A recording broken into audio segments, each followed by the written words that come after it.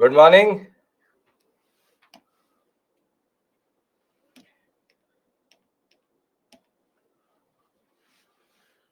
Good morning.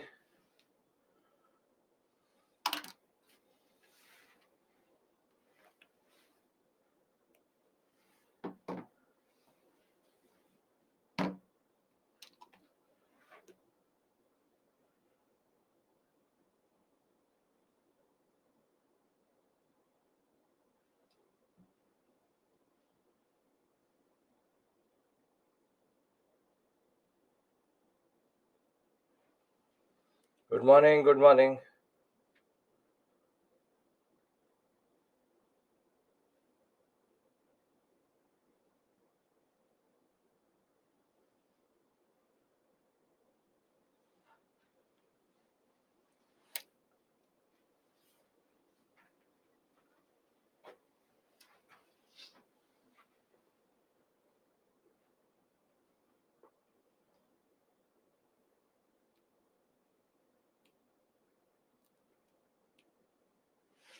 These are the different types of Buddha which exist in Tibet, in Southeast Asia. Different representational forms.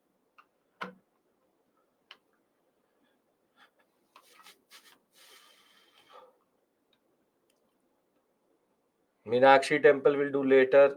Nayak school we have to do later. I have told them that it has not been fully decided till this point. It will come to you, don't worry. Last moment, we have to just change.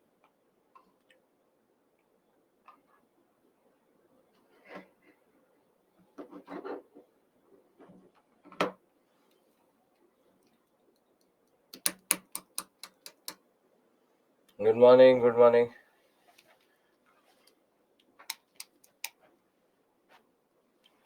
Not Mahendra Varman, Nasim Varman, Raj Simha.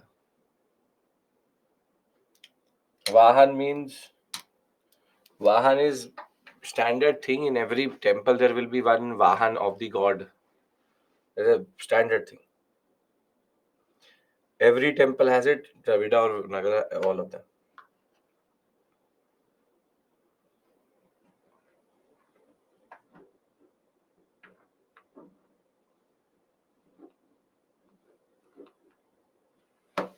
Significance of Amlaka to give height to the temple.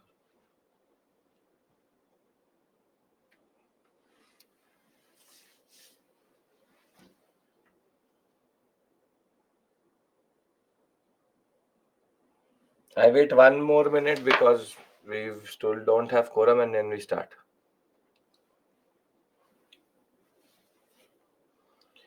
Mega, I would have received it most probably. So I'll go through it.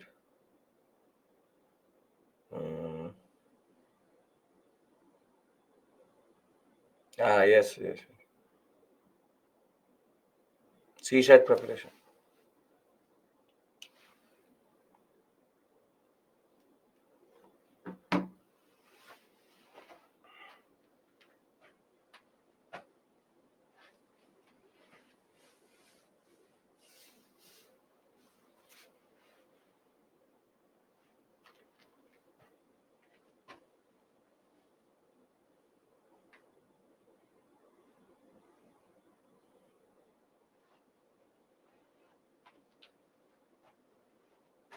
Okay.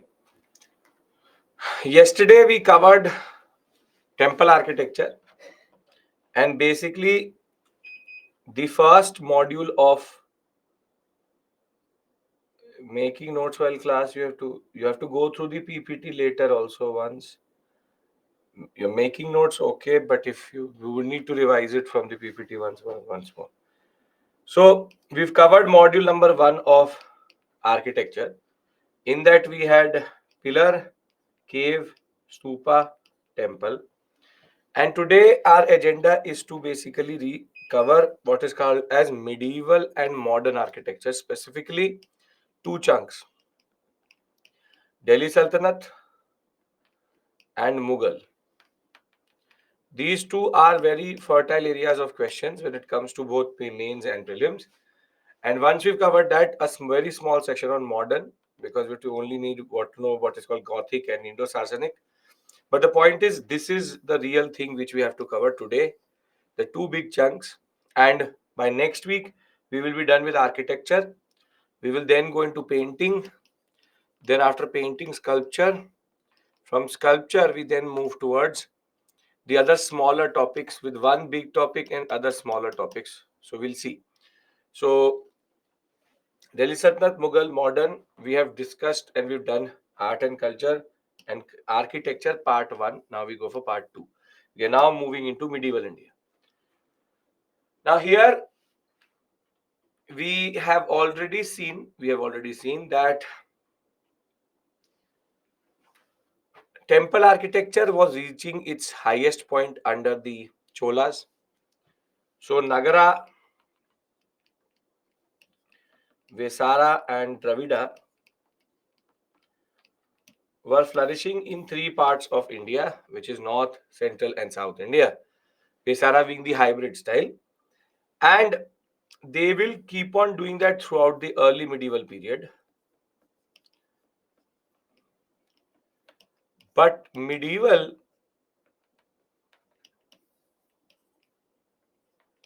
there will be a shift. There will be a shift, and that shift is towards what we call as Indo-Islamic culture and architecture.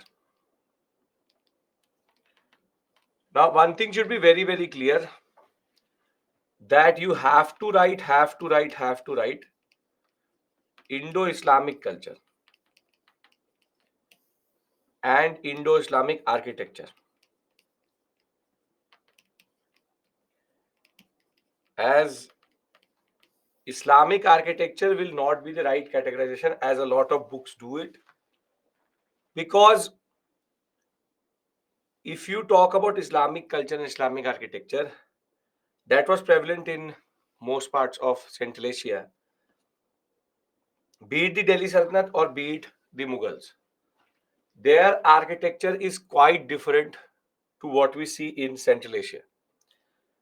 There are no parallels to the Humayun's tomb, to the Mehrauli sector, what is called Qutub complex, to Taj Mahal, anywhere across the world, Taj Mahal being the wonder of the world in that regard.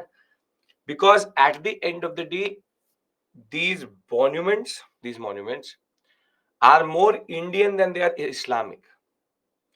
And what makes them Indo-Islamic is because they will bring in Central Asian technology, Central Asian technology, and with that Central Asian technology, they will add indigenous elements, and then they will even use Indian symbols and elements, and that will give birth to Indo-Islamic culture and architecture.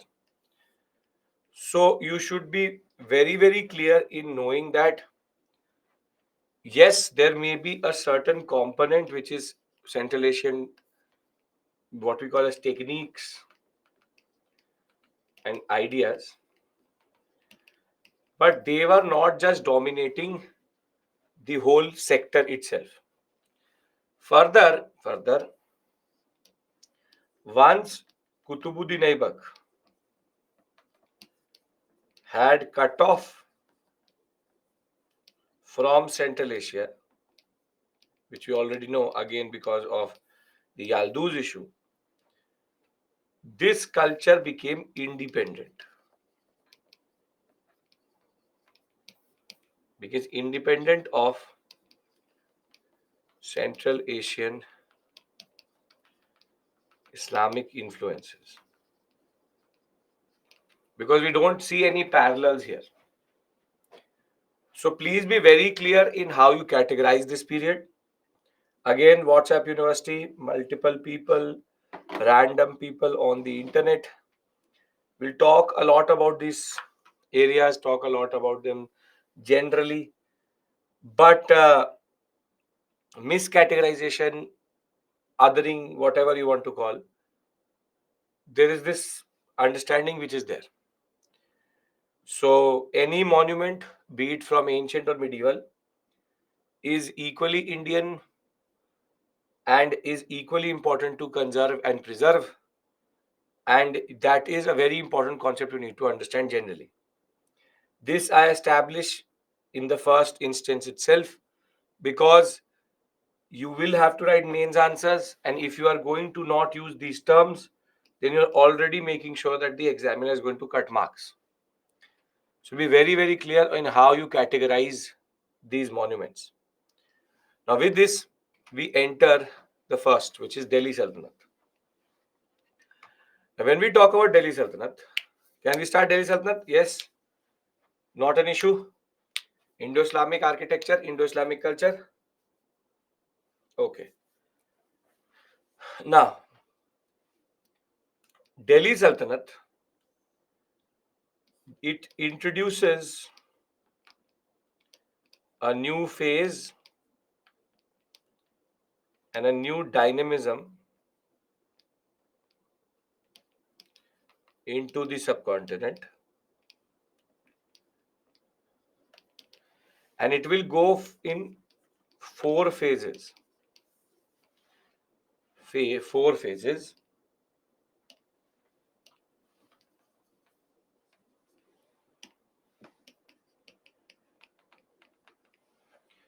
wherein phase 1 is called reuse phase, phase 2 is Iltutmish to Alauddin Khilji. All innovations will happen here only. Thereafter, phase 3, Tughlaqs, and phase 4 is called the declining phase, Firoz Shah.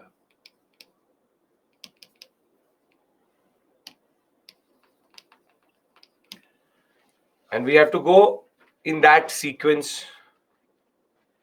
So the first phase is under Kutubuddin Aibak. And if you remember, I told you that there is a what type of correlation between political stability and architecture? Inverse or directly proportional? Very good. There's a direct proportionality between political power and architecture. And therefore, Kutubuddin Aibak Empire is very volatile initially for any new buildings. So his understanding was we will use or reuse abandoned or discarded buildings. And in this, we have two examples. One is called Adhai Din Ka Jhopra, and you will have what is called the Kuwait ul Islam Mosque. This is in Ajmer, this is in Delhi, Mehrauli. And if I show it to you, all automatically understand that these are two buildings which were reused. So the Kuwait ul Islam Mosque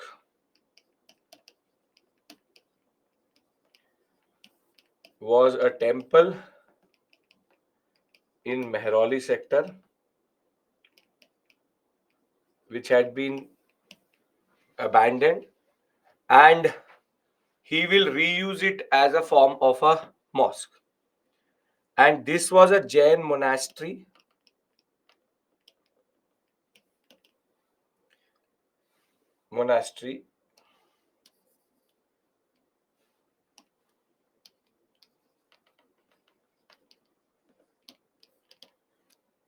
in which you don't see, this is the later edition. Inside, if you will go, you will automatically realize from the pillars that it was a Jain vihara in a way. And this is indicative of the fact that right now he does not have political stability, so he's just reusing whatever building he can find. And be it the Kuwaitul Islam Mosque in Qutub Minar area or Alauddin ka Jhopda in the Ajmer sector, both are just reusing the basic structures which are there, because there is no way he can build anything,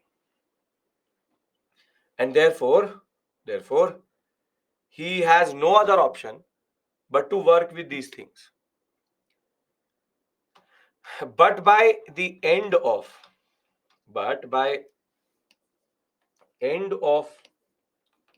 Qutb-uddin Aybak's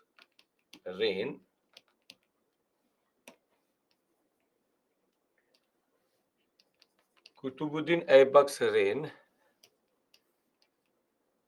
what will happen is that stability will come. And what he saw was that in Mahrauli, he saw a iron pillar, which you already know belongs to Chandragupta II of the Gupta dynasty. And he said that if iron pillars or pillars are erected to mark power, he will choose to now, just in front of that pillar, he will lay down the foundation stone to erect the Qutub Minar. So basically, he saw that pillar and he said, okay, if pillars are like this, I will make a minar, and that minar will be the representation of my power in India. So the idea of that minar comes from Chandragupta II Vikramaditya, that if Chandragupta II Vikramaditya can build up iron pillar to mark his power, I will make a minar. And he will lay the foundation stone, but he will not survive till its construction. And it will be his successor in phase 2, that Iltutmish will complete the pillar, or rather the minar. But are we clear about phase 1? We understand the concept of reuse and we understand the concept of how he gets an idea of a minar, because now it's going to become a little bit technical, very important that way. Are we clear? Pen and paper should also be with you. You have to draw something. Are we all clear?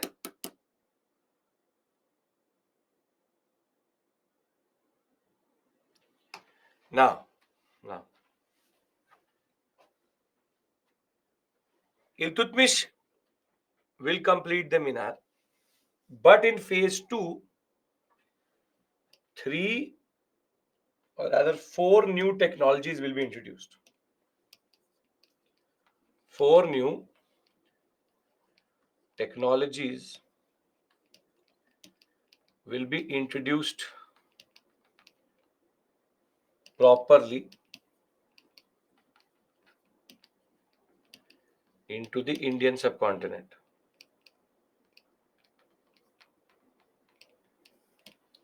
How come idea make a pillar? As I said, Chandragupta II Vikramaditya pillar was already there. That was Chandragupta II marking his power in Delhi. So he said, if he can mark such a small pillar with power, I will use a bigger pillar, a bigger minar to mark that power. It's just a power politics. 4 new technologies will be true arch, true dome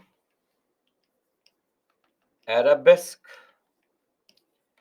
What is called as limestone mortar. Now let's talk about these things. Now see, let's talk about true arch,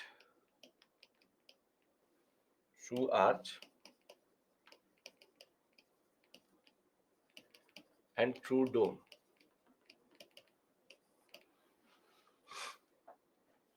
See, true arch, true dome.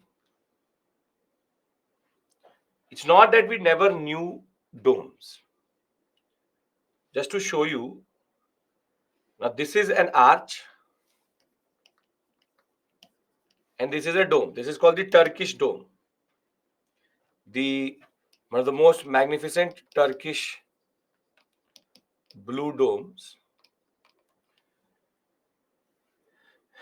In India, we used to make domes. But the problem was that our dome used to be very shallow. Very shallow. Shallow domes were known. But the problem is correct scientific technique was not known.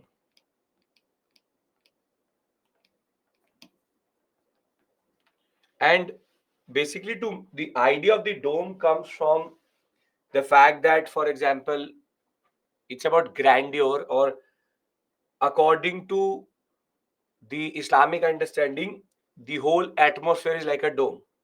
So if you look to the sky, it is like a dome. So they're trying to emulate the dome of the sky, how God looks down on us. That whole dome represents that sky in that regard. So shallow domes were common, and dome cannot be based on, for example, pillars. It has to be freestanding. Same way, arches were also made, but again, wrong technique. We again did not have the expertise of this. What they used to do was, they used to put one pillar like this, then put a structure like this, and then used to stick two stones here. Now this looks like an arch, but isn't an arch. Looks like one, but isn't correct. So what they've done is that they are now not making the right type of dome, or they're not making the right type of arch. So it's not that dome and arch were not known in India. It's not that dome and arch were not known in India. They were known in India, but the problem is that we did not make it correctly. Now, what the Delhi Sultanate does, in phase 2, the Turkish architects,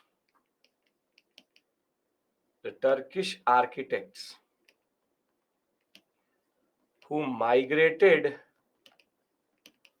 to India at this point of time, they will truly develop, they will introduce true arch and dome technique, which is that now you will get a proper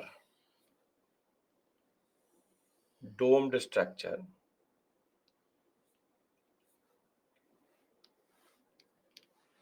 This is called a true dome, and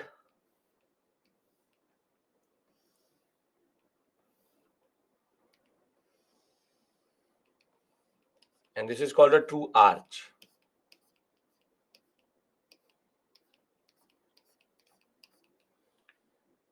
And basically, if I bring these two technologies together, the reason why they wanted true arch, true dome was, if I have a structure in which I have a domed sky,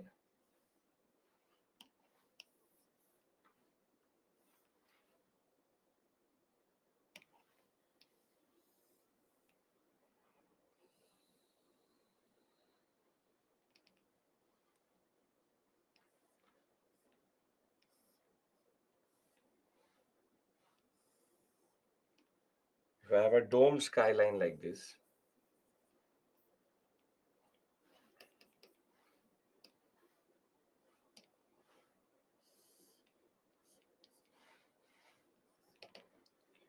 and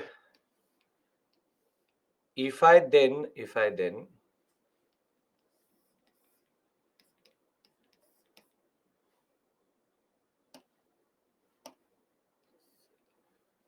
then add arches to it,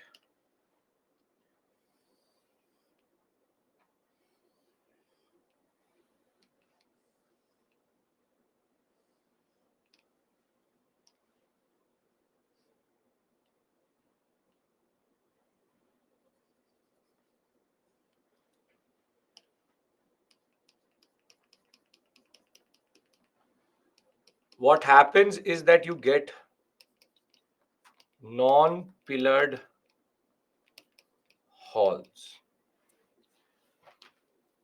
This is called an accurate structure.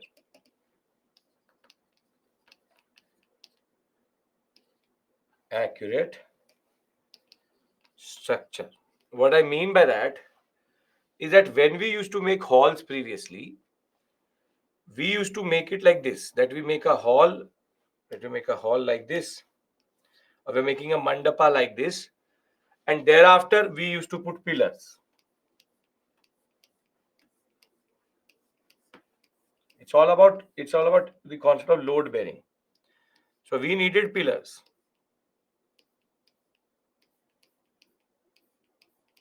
And because this area can also not stand freely, we needed pillars here also.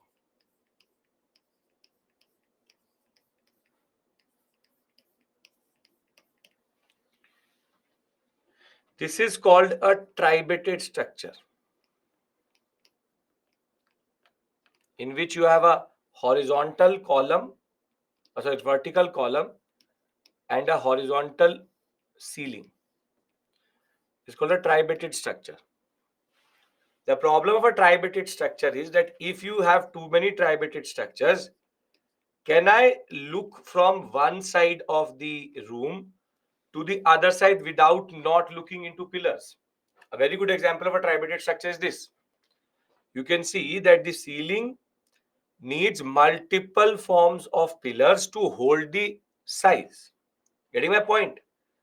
The fact that it is a temple tells us that the tribated way of load bearing concepts will be used, and therefore you can see already, can I look from one side to the other freely? Can I? No. And you contrast this with an image like this, where they've used a dome and where they're using arches. You now get open halls. And this is basically the beauty of domes and arches.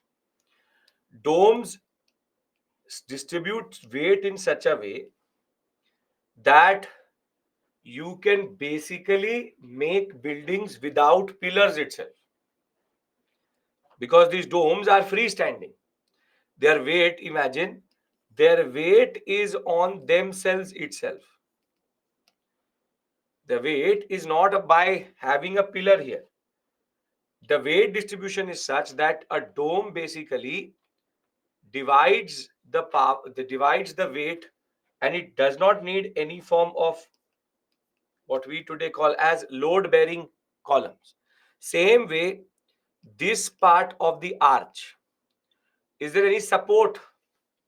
Is there any support to this part of the arch, which is the arch which is on the front side? Again, no, because these arches, They were made in such a way that you did not need any form of what we call as load bearing structures or structures which could take the weight on them. This is the beauty of what we call today as true arch true dome. This technique was not known in India to anybody. That how do you make an arch in such a way that you don't need to put in any support structure altogether. And therein comes a very important concept that to introduce something like this, you also need the second important technology, which is or third important technology, which is called limestone mortar. Limestone means gypsum chuna. Basically, they used to mix limestone, chuna, and gypsum together, and their cement was very light. What we used to do was we were either using mud or we were using very heavy rocks to carve it, or we were using a certain mixture where the cement itself is very heavy. So if I was trying to create a dome, basically what was happening was that if I'm trying to create a dome, my dome, the weight was so much of the limestone mortar that this used to collapse on itself. Without limestone mortar, it becomes very heavy. And when it becomes heavy, it will basically break this part. It will break this part, it will fall. On the other hand, limestone mortar is such that if I am joining these bricks together so as to create a dome, slowly but surely I'm adding and adding. It is becoming such a structure that it is light but solid at the same point of time. This is the beauty of the limestone mortar. Limestone mortar is very light but very strong grip it has. So the first set of contributions, and this will always come in the examination, the first set of contribution of the Delhi Sultans has been limestone mortar. Domes were not hollow. Domes are hollow. Domes are hollow. Obviously, you can look from this point till the point above. Domes are hollow. Hollow, that is the concept of a dome. If it is not hollow, then this is totally hollow. You can see till this point. This is the point here. So domes are hollow. I'm coming to arabesque. Don't run. Now, in the examination, you would have to make a dome and an arch. So I'm telling you how to make a dome, and then we can talk about arabesque. Limestone mortar is a new chemical composition which was used in Turkey and in the Central Asian sector quite a lot, which made the glue very light but also very strong. India did not know it. They brought us this concept and we were able to use it, and then as it is, limestone mortar was very strong, so domes were possible. Now in the examination you have to make a dome. So when they ask you to make a dome, it's a very easy concept. Circle and then 1 second. Circle and hemisphere. Circle, join it like this. You get one dome. Mark it like this that you understand it is hollow. And then arch is make two lines parallel to each other, four lines like this. Then join the lines like this. And then mark the stones by cutting it like this. Once you make it, you tell me, then we move forward. Everybody has to make a dome and an arch. Dome arch.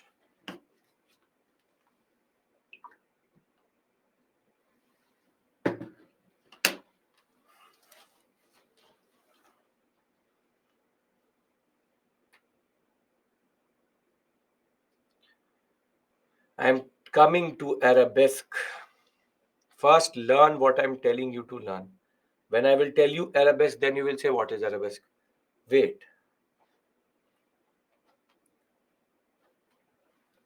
Before limestone mortar, we used to use, see, chuna was used, but gypsum mixing was not there. So there's no consistency. It was on the building what they were taking. Mostly we were making tribated structure. In tribated structures, you don't need glue because everything is being held by pillars. And our pillars were mostly monoliths. So they were one rock carved like that. Okay. Now, the next innovation or a new thing which was introduced is called arabesque. Now,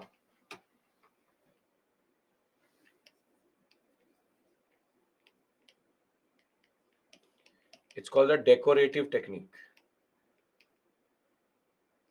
Now, understand one thing. Islam, there's one problem. So, in temples and in what we call as Hinduistic buildings or Brahmanical buildings, can we make images of animals, images of humans? Can we make that? So, there is no D bar in recreating the human form. There's no D bar in recreating human forms. If you've been to any temple, you will find animals, you will find godlike objects, you will find also human-like figurines. But in Islam, there's a problem. In Islam, what God has made Himself, what Allah has made, you cannot make it. So it is considered un-Islamic to represent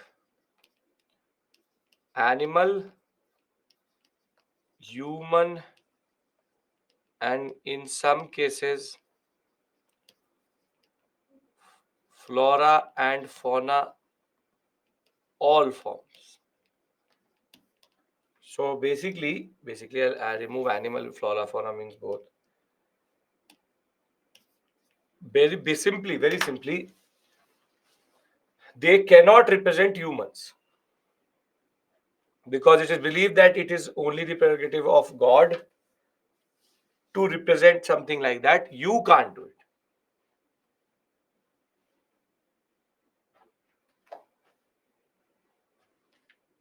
And this creates a problem for the architects because then how do you decorate these buildings? Then how do you decorate these buildings? The problem is that, and if you've ever been to any of these buildings, you will realize that when they make flowers, you will see that, for example, a sunflower is shown in black color. The colors of the flowers are always wrong. I don't know if you've ever noticed that. But that is also a technique. They make unrealistic flowers so as to show that God did not make it. So flora, fauna, humans, any form is not allowed under Islam. And therefore, the architect cannot use the decorative technique of using human forms. So in India, a new decorative technique was developed, which is specific to India itself, which is called arabesque, in which geometrical patterns, the Quranic verses in what is called as Kufi,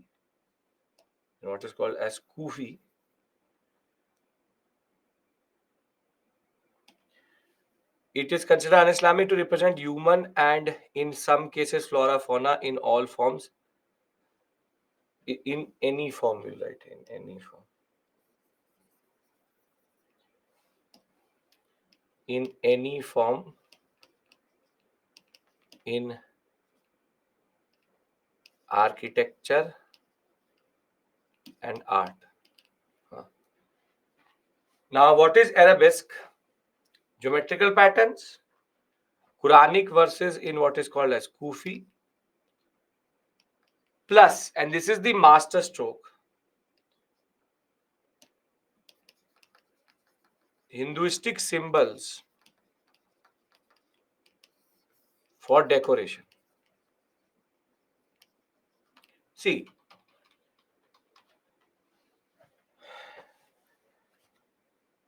no, it's across the world, anywhere. Now, very simply, what the architect did was, he said, okay, and I cannot represent humans, I cannot represent animals, I cannot represent any form of plant. Sure. So what I'll do is I'll represent it through geometrical patterns. So you see, geometrical patterns now became very common. Then what they did was that they started to write the Quranic verses in a calligraphic form as a way of decoration. You see this is called Kufi. That they write, use the Arabic script itself as a form of representation, as a form of decoration. They very beautifully make this as a form of decoration. But the biggest masterstroke which the Delhi Sultans did, when the ulema said to them that no, you can't use Islamic symbols. So Kutubuddin Aibak or any of these kings said that okay, so let me do one thing. Hinduism is not part of Islam. They said yes, it is not part of Islam. Let us take Hindu symbols. And this is where the syncretism of this period comes through, and this is why it's called Indo-Islamic culture. Because what will happen is that they will now start to use, for example, the lotus, the inverted lotus, different forms of plants, different forms of techniques which are used in temples to decorate their own buildings. And if the ulema said, what are you doing? What are you doing? He said, it's a Hindu symbol. So it's a non-Islamic symbol. And herein lies the way in which the way we were decorating, it becomes more and more, in a way, Indian. So, for example, you see here, it's called a lotus. Thereafter, they will start to use geometrical patterns which were quite common in temples. They were using, don't use the word Indian, they were using Hinduistic symbols within the arabesque, because that is the master stroke.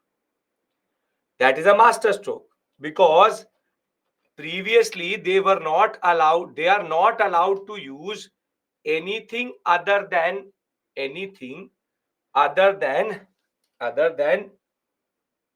their geometrical patterns in Kufi. But lotus is also flora. That is totally correct. But the king said that, okay, lotus is flora. But lotus is the representation of Hinduism. Try to understand this point. So if they said it is un-Islamic to represent something which has been made by for example, God. So they said, what if we use un-Islamic symbols only? See, try to understand what are they trying to do. They're trying to undercut this major problem by finding a loophole. You cannot represent whatever Allah made. Yes? So they asked the ulama, what did he make? He made all of these things. But he said that, but this symbol is un-Islamic. The ulama would say that this is an un-Islamic symbol, this lotus. He said, okay, if it's an un-Islamic symbol, then I can use it. Every symbol which is un-Islamic, which is Hinduistic, would then automatically become eligible to be put into decoration. Are you understanding this big loophole which these rulers have found? Basically, a lotus can be represented in Islam also. Lotus is there. But by rather saying that lotus is a forbidden symbol because Allah made it, the architect and the ruler is saying, no, I've seen this symbol in temples. So then the ulama says, no, then this is an un-Islamic symbol. So then they will say, okay, if this is an un-Islamic symbol, then I can use it in representation. Because I cannot represent anything which Allah made. You are said un-Islamic. This is the beauty of this argument. This shows a very, very beautiful open mind. You can see, you have seen these representations in, if your mothers make rangoli, you would know that, or your sisters, or you make yourself rangolis. These are not geometrical patterns. These are very, very specific patterns which are made in rangoli patterns, made in temples. So what the architect does is that he goes to every temple, and wherever he finds any pattern which is used in temple, he says to the ulama, see, un-Islamic. That is not Islam. I can use this pattern. So imagine the level of frustration the ulamas or the Maulvis would have felt when the architect now starts to say everything which is used in temple for decoration I can use, because that has been in a temple. So understand this point, debarring human forms and animal forms, all forms of decoration can see, all forms of decoration which are used in temple decoration can now be used in India, in these temples, in these buildings itself. They use flora fauna to represent non-Islamic symbols. Again, you're not getting the point. It's a very simple word play. It's a word play. It's a very simple point. They cannot represent Islamic symbols. But if I ask an ulama that, okay, for example, does this phone represent Islam? So he says, yes, it represents Islam. But I have seen this symbol in a temple. Then the ulama said, no, then it is a Hindu symbol. Then he says, okay, then I'll use this in my building. Every symbol which is Hindu automatically becomes an Islamic. But rather than staying away from it, the fact is Islamic architecture became Indo-Islamic architecture because they were open to syncretize different forms of decoration. So they are justifying the use of their symbols by saying, "Bhai, main to ye temple mein dekh ke aaya tha. I saw this in a temple, so you can't say I can't do it." So very simply, un-Islamic symbols are being used in Islamic architecture. Then how do you call it Islamic architecture? I'm trying to remove a certain thing from you. We say that these are Islamic buildings, but the decoration is all un-Islamic. Then how can it be an Islamic building? So therefore, that is why the word we give it is called Indo-Islamic architecture. Because the symbols here are much more indigenous than actually something which was used. So they are using the Quranic verses, and this is the beauty of India, unity in diversity, that just where the Quranic verse is written, under it you have a pattern which is very common in temple architecture. So the simple point is, at last Islamic architecture uses, they undercut the restrictions by arguing that those representations were un-Islamic, but they are basically, lotus can exist anywhere. The fact is that they said that when I put a lotus on my building, I'm not putting it as a representation of Allah, I'm putting it as a Hindu symbol. If I'm putting it as a Hindu symbol, then it automatically becomes un-Islamic, and therefore I can use it. It's a master stroke. But how can Islamic buildings can use designs from temple if it is, then how to distinguish between both? Why do you want to distinguish? Why do you want to distinguish?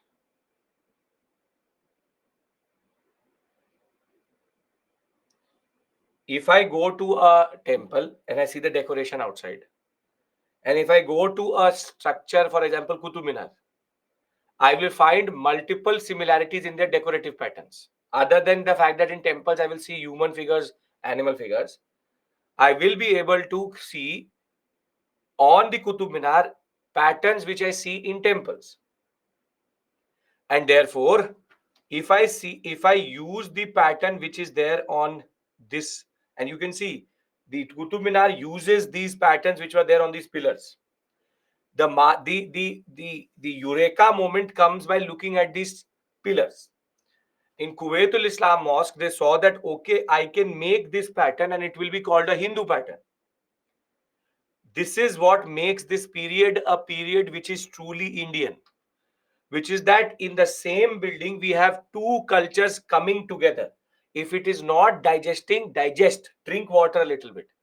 Little bit, यहाँ से नहीं नीचे जा रहा है, तो try to take it down.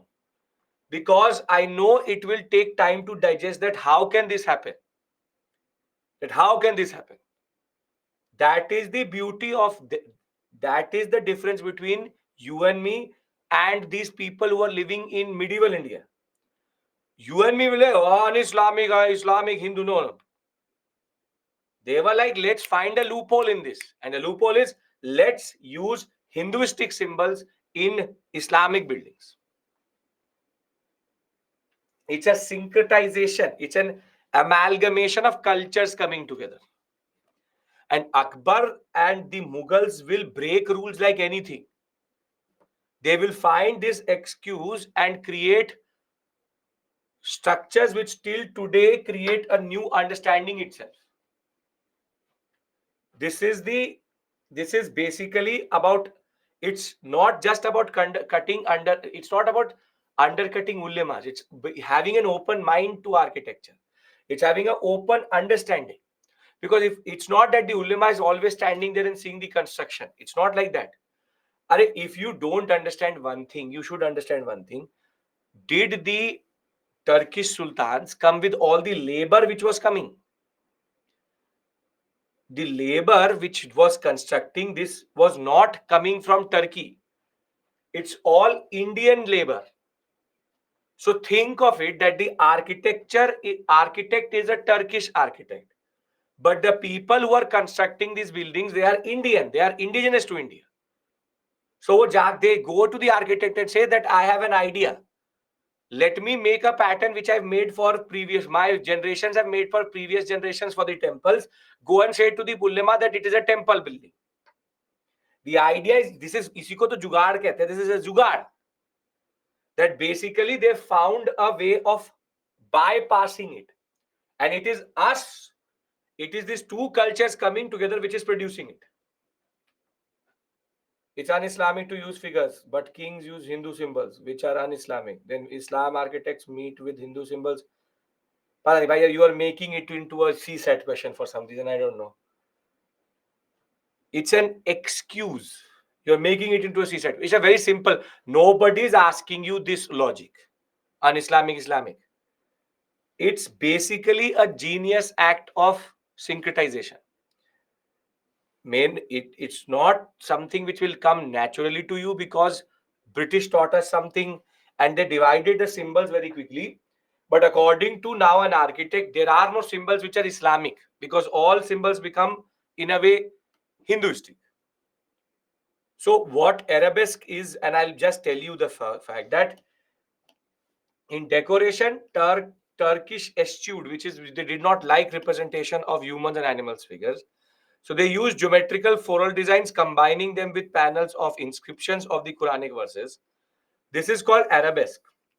They also freely borrowed Hindu motifs such as the bell motif, the swastika, the lotus, and thus, like Indians, Turks were intensely fond of decoration.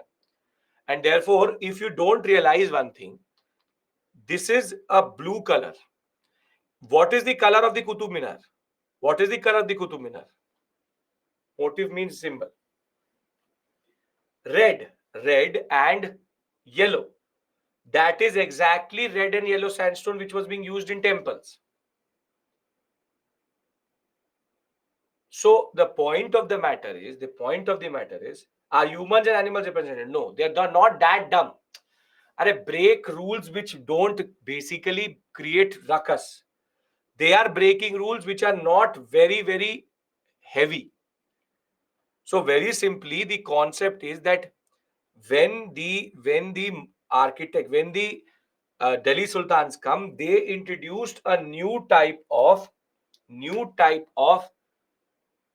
decorative pattern which brought Hinduistic symbols and geometrical patterns together.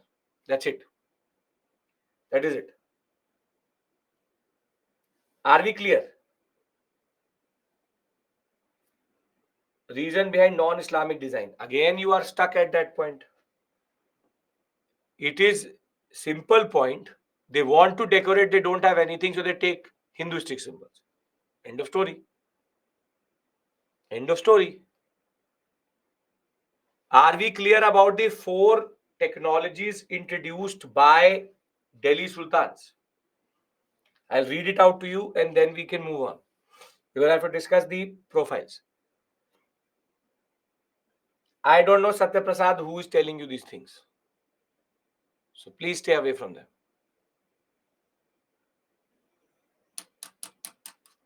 Can we move on?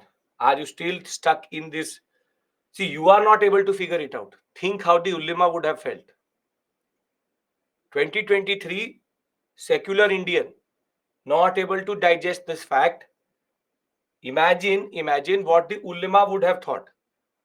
That the architect is saying that un-Islamic, Islamic, un-Islamic, Hinduistic, what does that mean? It's a literal masterstroke. That is what makes medieval India Indian history and Indian Indo-Islamic culture. These are not buildings which were created by someone else. It was made by us. It is made by our artisans. It is made by our carvers. It is made by our labor. And therefore, the ruler always changed in India. The population always remained the same. And these are the artisans and the masons and the Rajmistris and the Mistris who are going and saying to the architect, don't worry, we know how we can undercut this problem. You want to decorate, you like decoration, we will decorate. Okay. Now,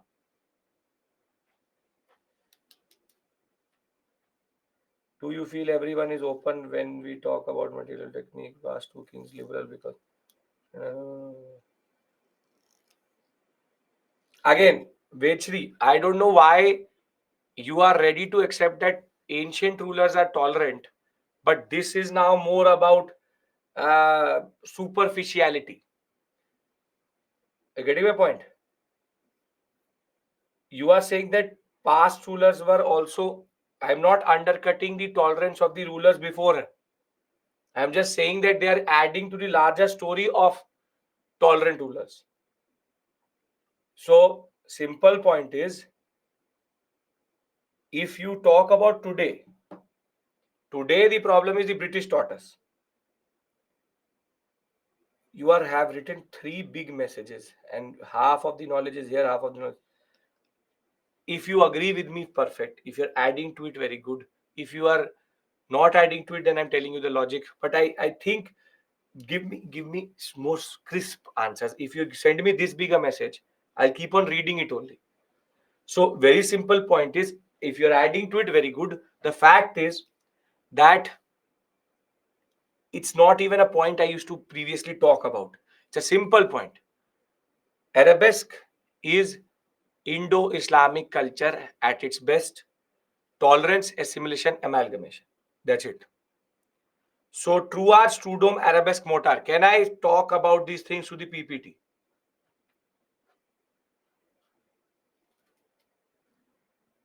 Okay. Now,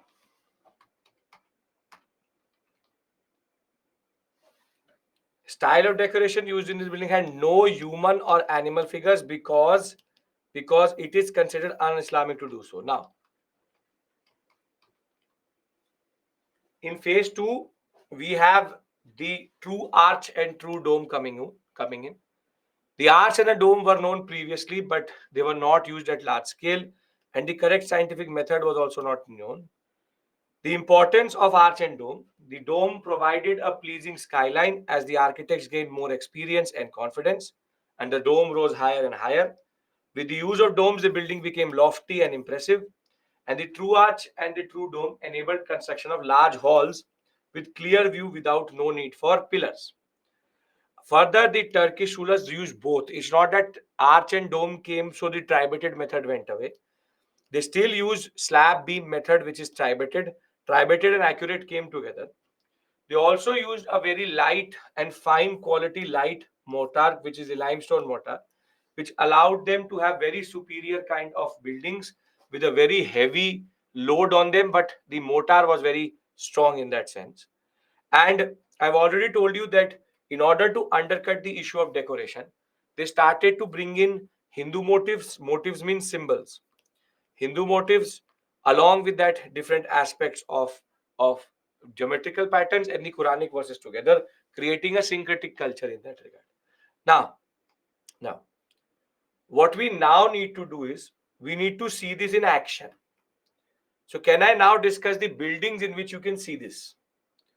Four techniques. When they will ask you what are the architectural contribution of the Delhi Sultans: true arch, true dome, arabesque, limestone mortar. Now, I want to discuss the Qutub complex with you, and I want you to see two, three things so that you have a certain visual memory of these things. And this is where we will be different from Nitin Singhania. Nitin Singhania talks about a lot of things but has no images. I'm trying to be more visual as possible, which I will do in Mughal architecture even more. I'll try to show you the things which matter so that you have a certain visual memory. Can we discuss Qutub complex? Are we clear about the first 4 points? Okay. Now,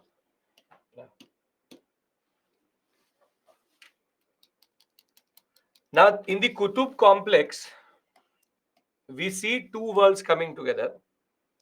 We already know about the Chandragupta II Vikramaditya pillar. But to top it off, we have a very big Qutub Minar to show the same type of power. Kuwaitul Islam Mosque is the reused temple which is there. Thereafter, you have something called the Alai Darwaza. Alai Darwaza is important because in phase 2, it represents a very important, what we call as high point. Then you have what is called as Iltutmish tomb.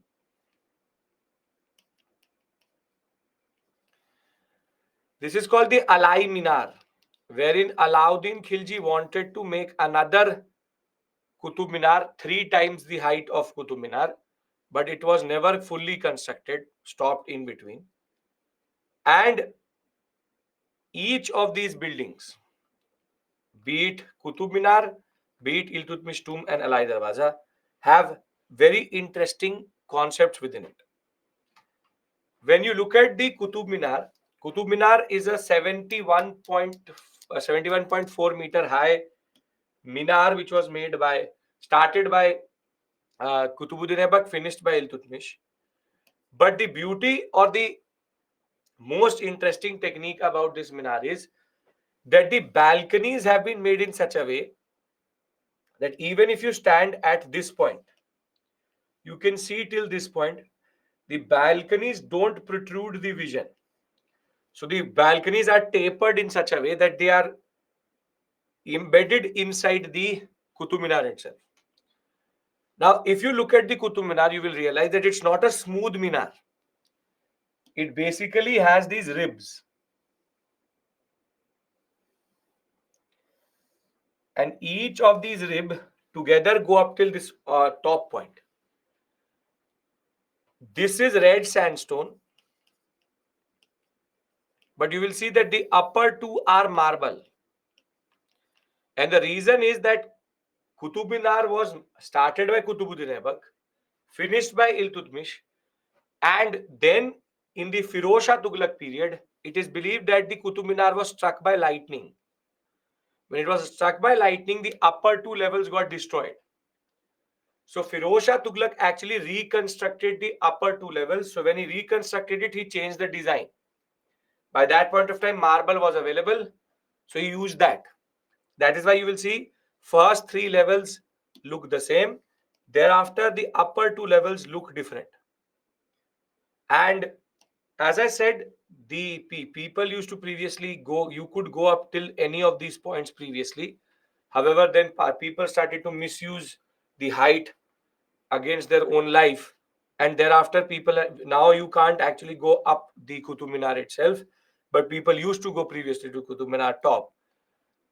The fact of the matter remains, or the fact of the matter is that with no modern construction technique, with no excavators, with no cranes, 71.4 meter is a very, very big height. And you could see the whole Mehrauli area from this, even till the next city which Alauddin Khilji will make, which is Siri. You could see it from Qutub Minar.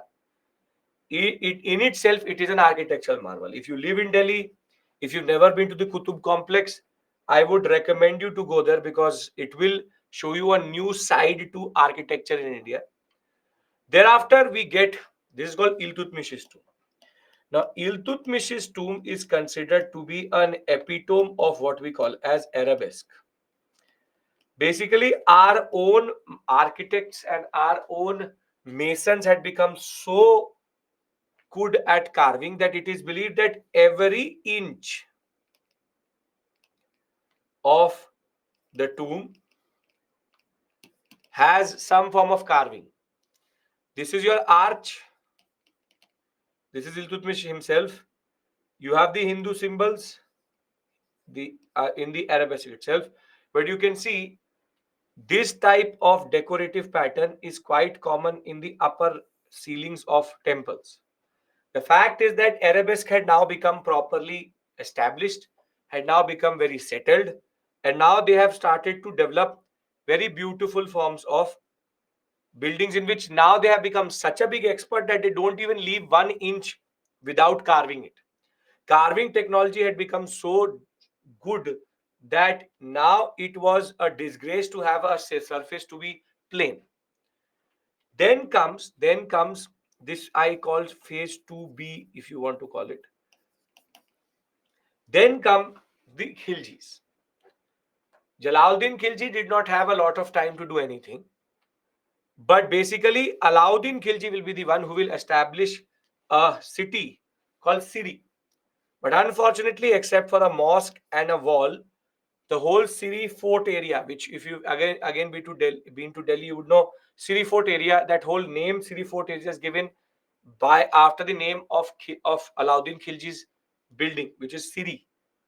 Now Siri, the problem is that the nothing survives generally except for the Alai Darwaza. Now the Alai Darwaza, which is an addition by Alauddin Khilji to the Mehrauli complex, this building, it is said, or it is not said,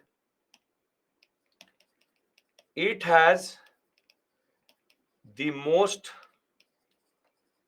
scientifically correct true arch and true dome in Indian subcontinent. And it is the first time this dome and the arches inside it are considered to be the best example of a scientifically made true arch true dome. So as it says here, Alai Darwaza contains a dome which is for the first time made by correct scientific lines. Thus, they had mastered the way of making arches and domes. And you can see that from the inside, you have again this work which is very common in Rajasthan. Later, this will become what is called Jali work later, but this type of what we call as patterning is very common in Rajasthan. There's a Rajasthani type of carving in that regard. What is this scientific? Scientific means if I go and measure it properly, exact correct scientific technique has been used. Now we move to phase 3. We move to phase 3. And now come the Tughlaqs.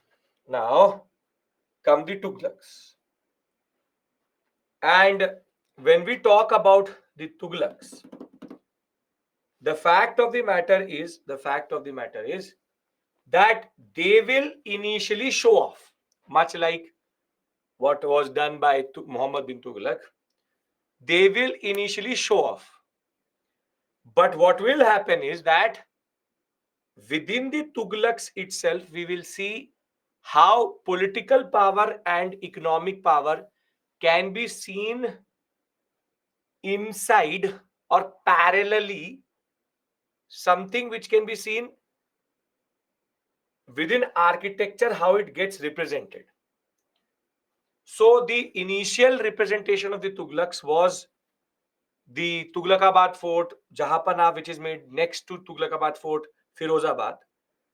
And here they will develop the zenith of Delhi Sultanate architecture, which is called the Ghiyasuddin Tughlaq tomb.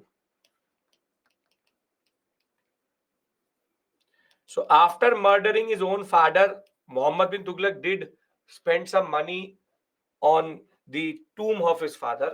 It's called Ghiyasuddin Tughlaq tomb. It is inside Tughlaqabad fort. And this is the first time we see a marble dome. So the contribution of Tughlaqs, first is that he developed for the first time a marble dome. Now, if you've ever dealt with marble, I don't know if you've ever seen marble or if you've ever used marble. Marble is very heavy. It's a stone. Imagine the level of strength that dome needs to have, that it has marble attached to it and still not falling. We all cannot appreciate the level of ingenuity if you've never constructed, or if you've ever seen your parents construct a house, or if you've ever seen things being built.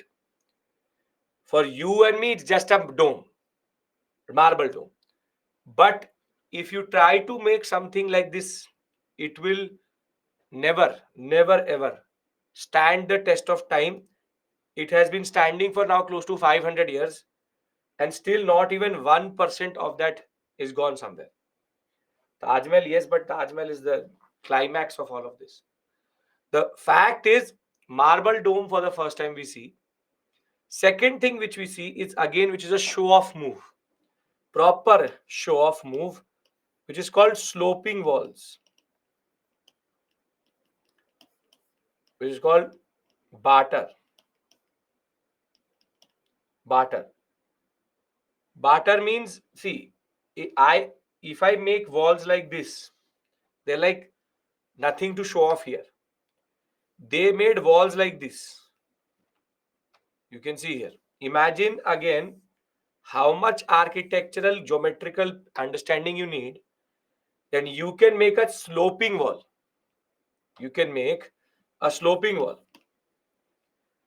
Sloping wall, marble dome are two exquisite examples of how Tughlaqs were now literally showing off.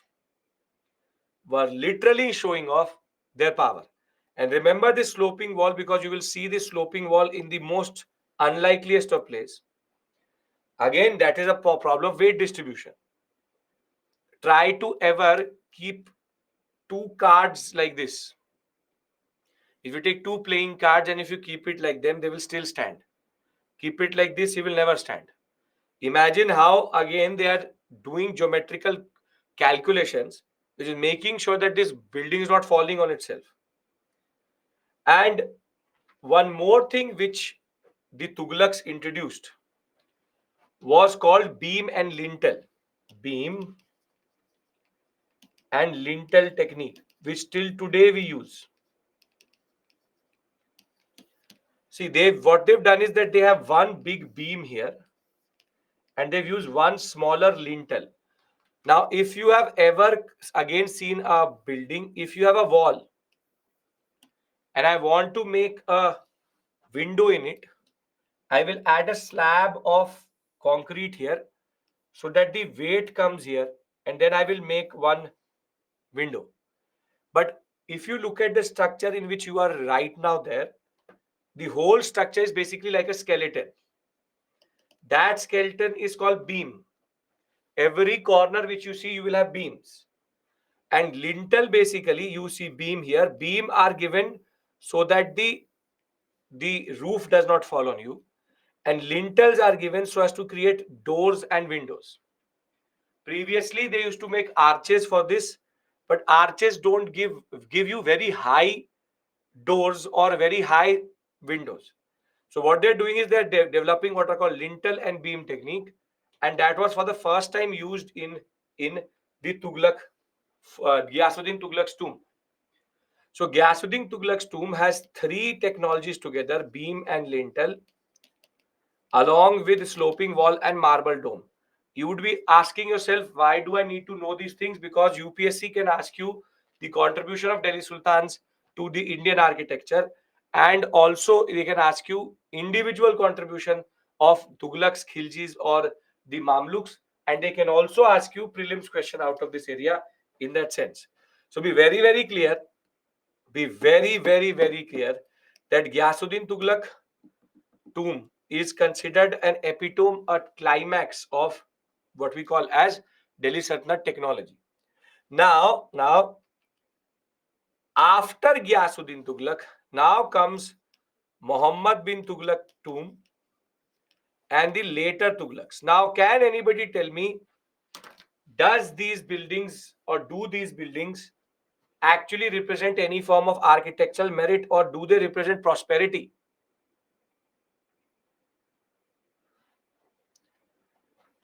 Now, basically, in the tomb of Muhammad bin Tughlaq and his later Tughlaqs, I can see three things.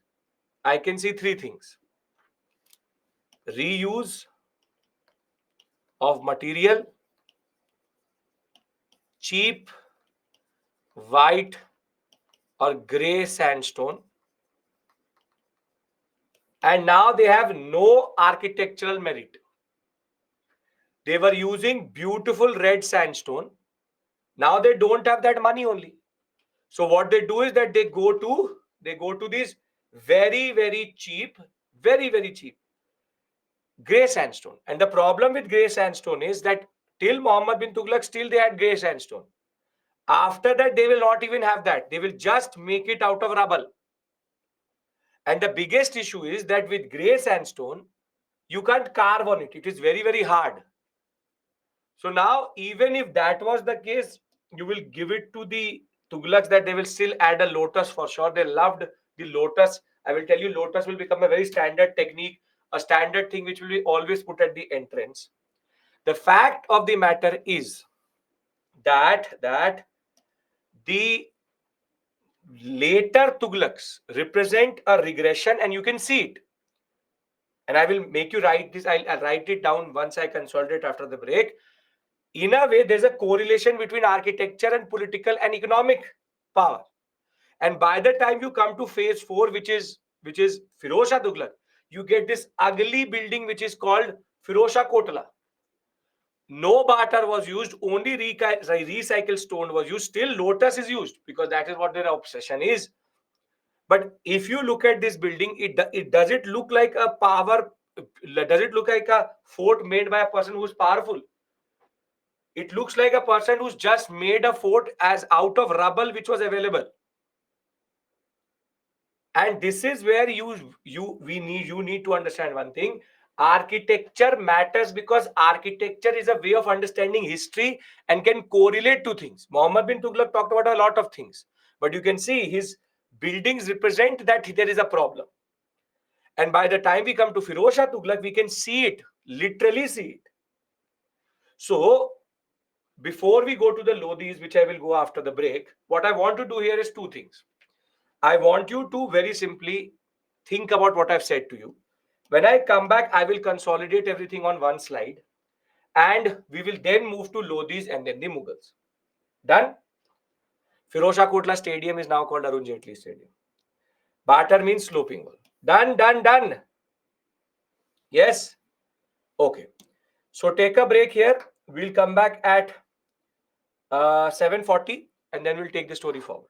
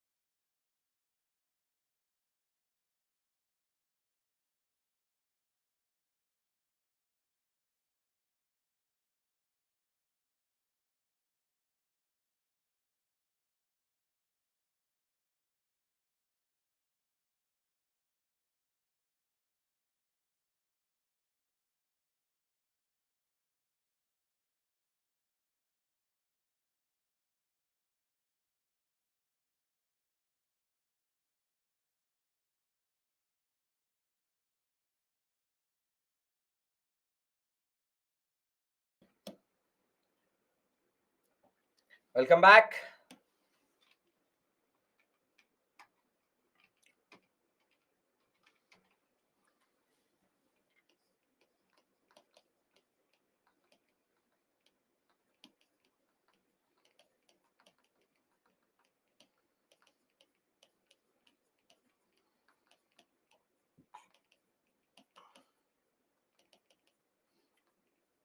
Okay.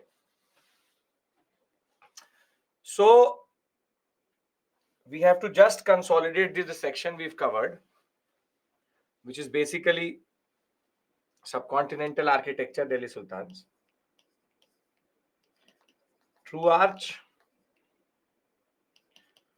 true dome, thereafter arabesque, limestone, mortar,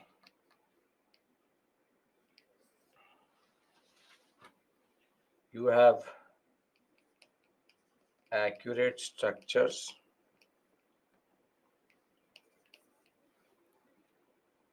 thereafter marble dome,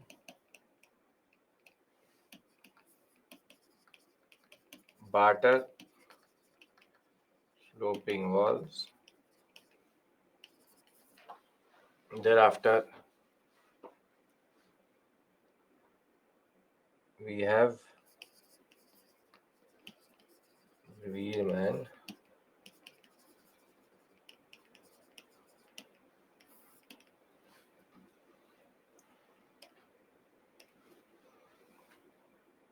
these three are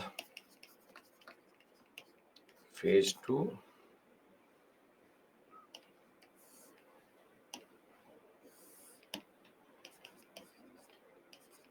phase 3, phase 3. Done. You can write 1122 lines about each one of them, and if you do that, you will get a 150 to 50 word answer. Are we clear about Delhi Sultanate contribution to the Indian subcontinent architecture? Fifth, accurate structures. Accurate structures mean no pillars.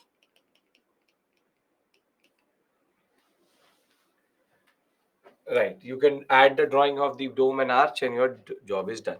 Okay. Gypsum and limestone mortar. Yes. Limestone and gypsum mixing. Now we talk about the Lodhis. Sayyads. The one point which I need to write is architecture is an important window to the political and economic milieu of that period.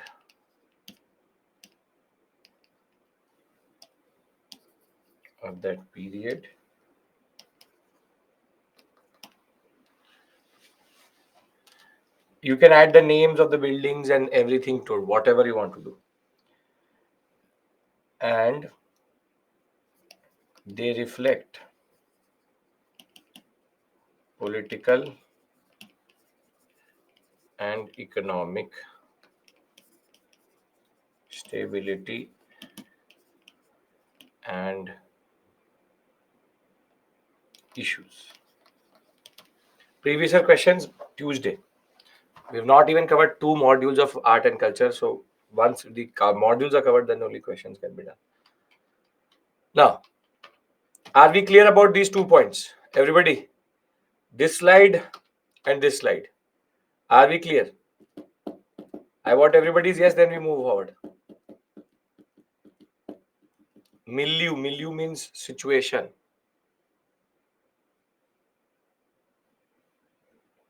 Okay. Now, when we talk about Lodhis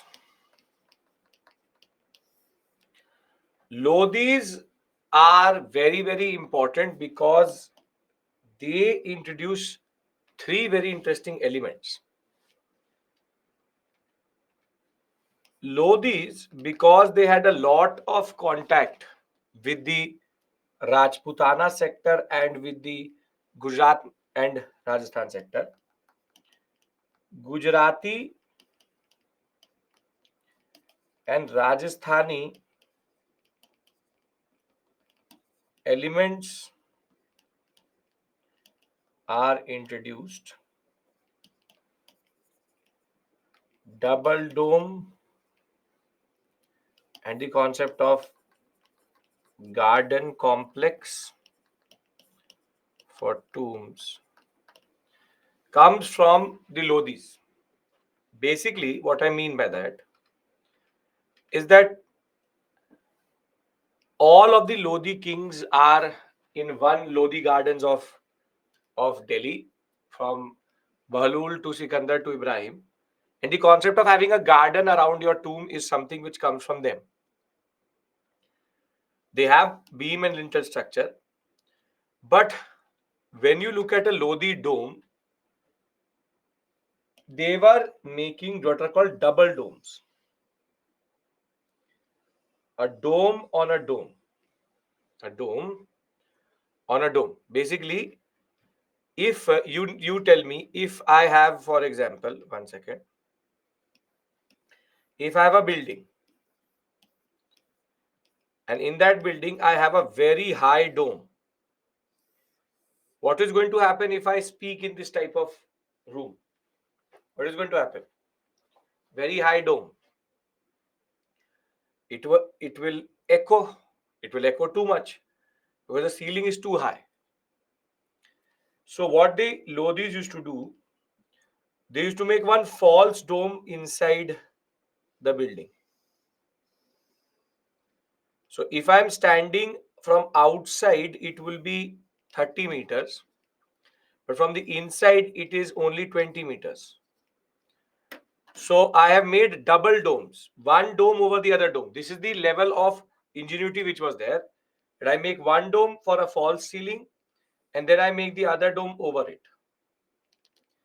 This is a Lodhi thing, which is that they started to add false domes inside the dome itself so that the sounding issues are removed.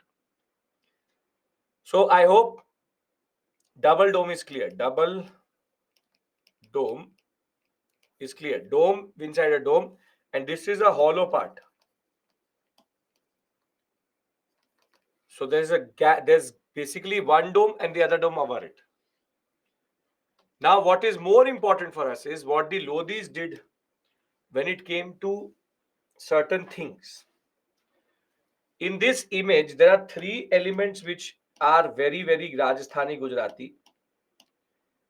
And this, which is inverted lotus on dome. Where have we seen this previously? Where have we seen this previously? Inverted lotus? Very good. Pillar. Same exact concept. Thereafter, what you see here is called a Rajasthani balcony.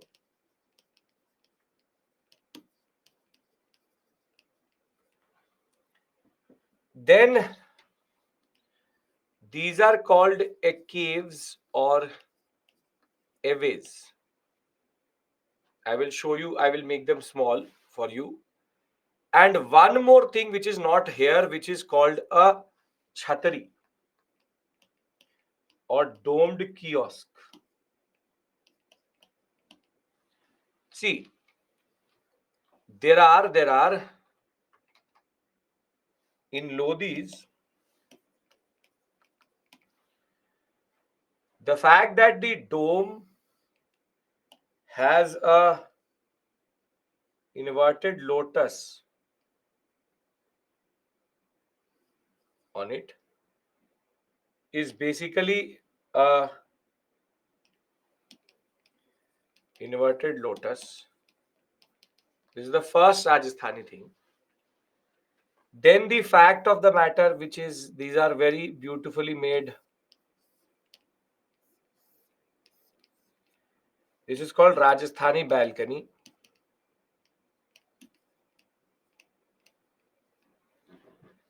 And then you have these again aesthetic devices, small, yes, small windows. Again, aesthetic devices. They're called caves.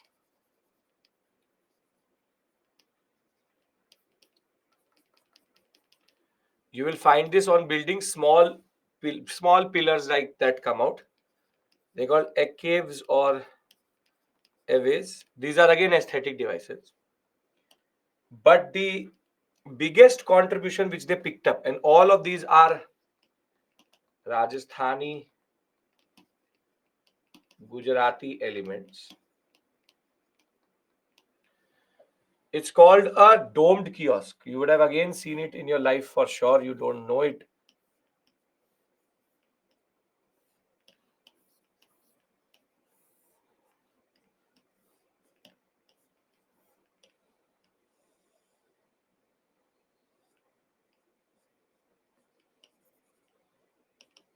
Have you seen a domed kiosk? This is called Chhatri or domed kiosk. To just to show you one, see this. This is a Chhatri. Then one more image, more clearly. Yeah, this is called a Chhatri. Uh, Chhatri, Chhatri.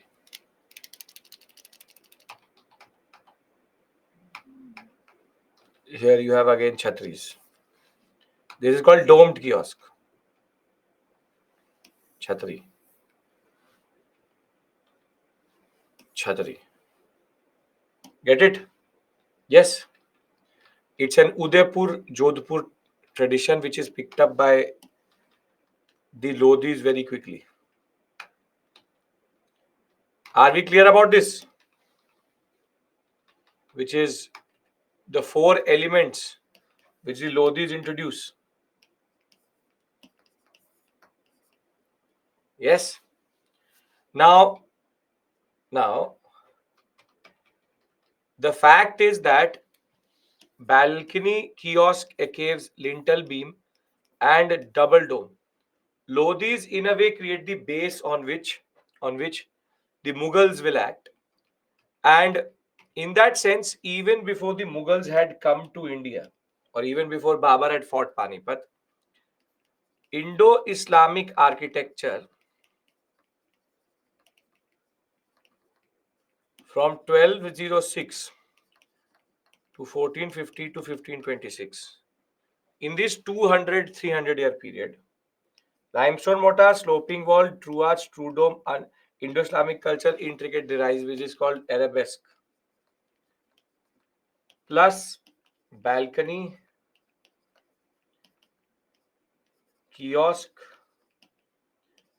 a cave, and inverted lotus. All of these elements had been added by the Lodhis along with double dome. When the Mughals came to India, they had already, or these Delhi Sultanate rulers and Lodhis had already established the base on which they could go forward. Either they could make architecture better or worse, and the Mughals will make it better. Can we discuss the Mughals now? Are you understanding what is the nature of questions which can be made out of this area, and what are we trying to do? Every period has its Sayyids are too unstable to do anything. Uh, they were not even able to manage their own men. They will not create anything. The simple point is the nature of questions will be based on the idea that what is the contribution of each of these periods or each of these sultans, which is, for example, what is the contribution of Delhi sultans, What is the contribution of Lodi Sultans? And now we are going towards Mughals. So if we enter Mughals, we have to discuss about Babur and Humayun first. Can we do that? Yeah, evolutionary type of answer, yes. In which you have to tell them how things are changing over a period of time. Okay. Do we also need to do particular No. But it's not a, it's a collective contribution, not a separate contribution. Okay. I am starting Mughals. Does anybody have any issue previously? Because it is going to be on the base of what we've done till this point.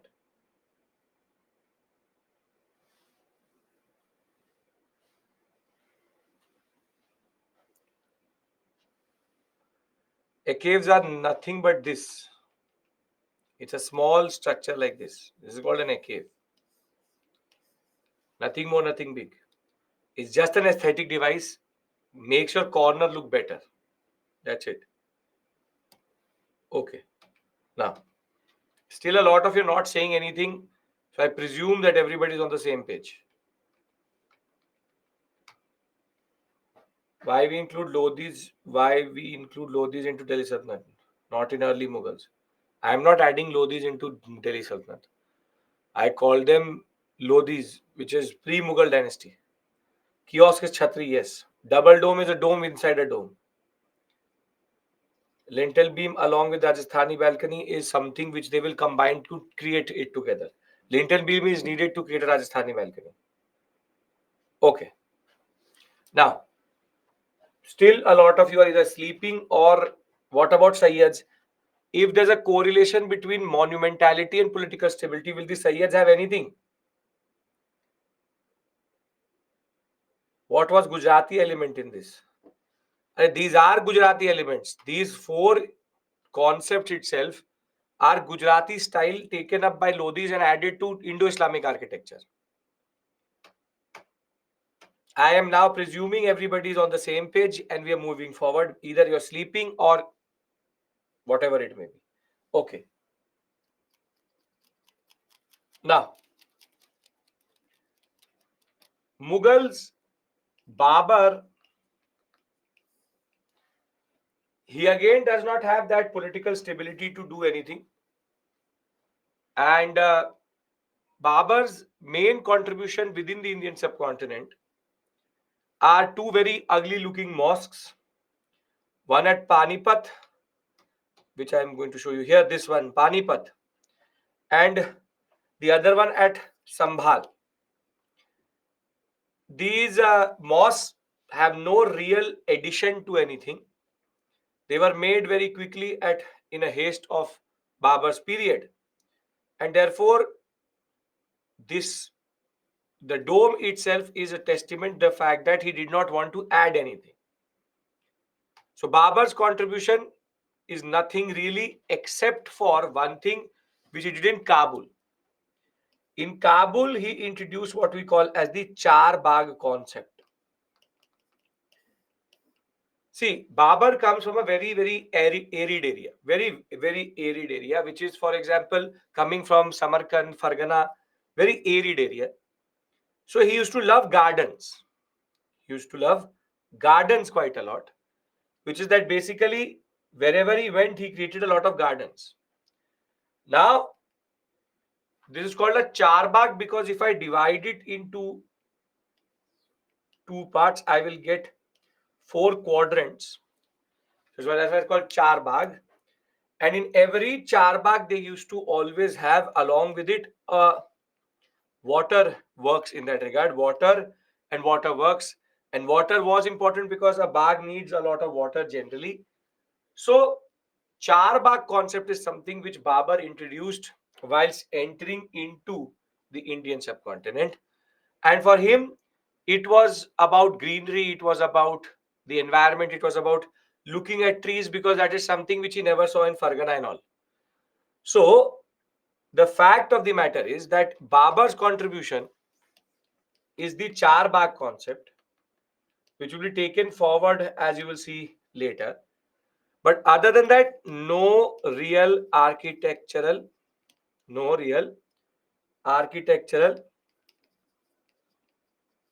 contribution. Because politically unstable empire, and only made Bags on his way into Indian subcontinent. Now comes his son Humayun. Two mosques are there which he built, Sambhal and Panipat. Humayun, again, as you know, was always running around. If you remember, he will start to build the Purana Kila, which will not be completed only. And Humayun mostly had very low stability for doing anything generally himself. And he will also just add two basic mosques, one at Agra and the other one at Fatehabad, which is Hisar. So he will also add one mosque at Agra and the other one at Hisar, which is Fatehabad. But again, nothing himself really, because he is too engrossed in either fighting Sher Shah Suri or developing his library. Literary wise, literature wise, Humayun's library was considered very, very important. But when Humayun will die and Akbar will come to power, when Humayun will die and Akbar will come to power, and once Akbar became politically stable by after 1555, 1556, he will die. Thereafter, by 1580-ish period, when Akbar will come to power, he will, on the request of her mother, Hamida Bano Begum,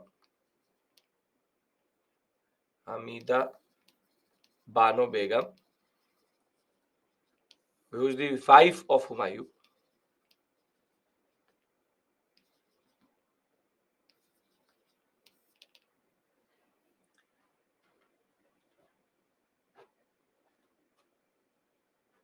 SME is asking something totally different or answering something totally different.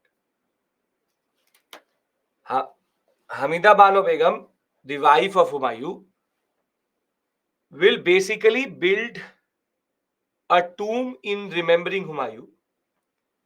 And that tomb, which was made not by Humayun himself, but Akbar, is called Humayun's tomb.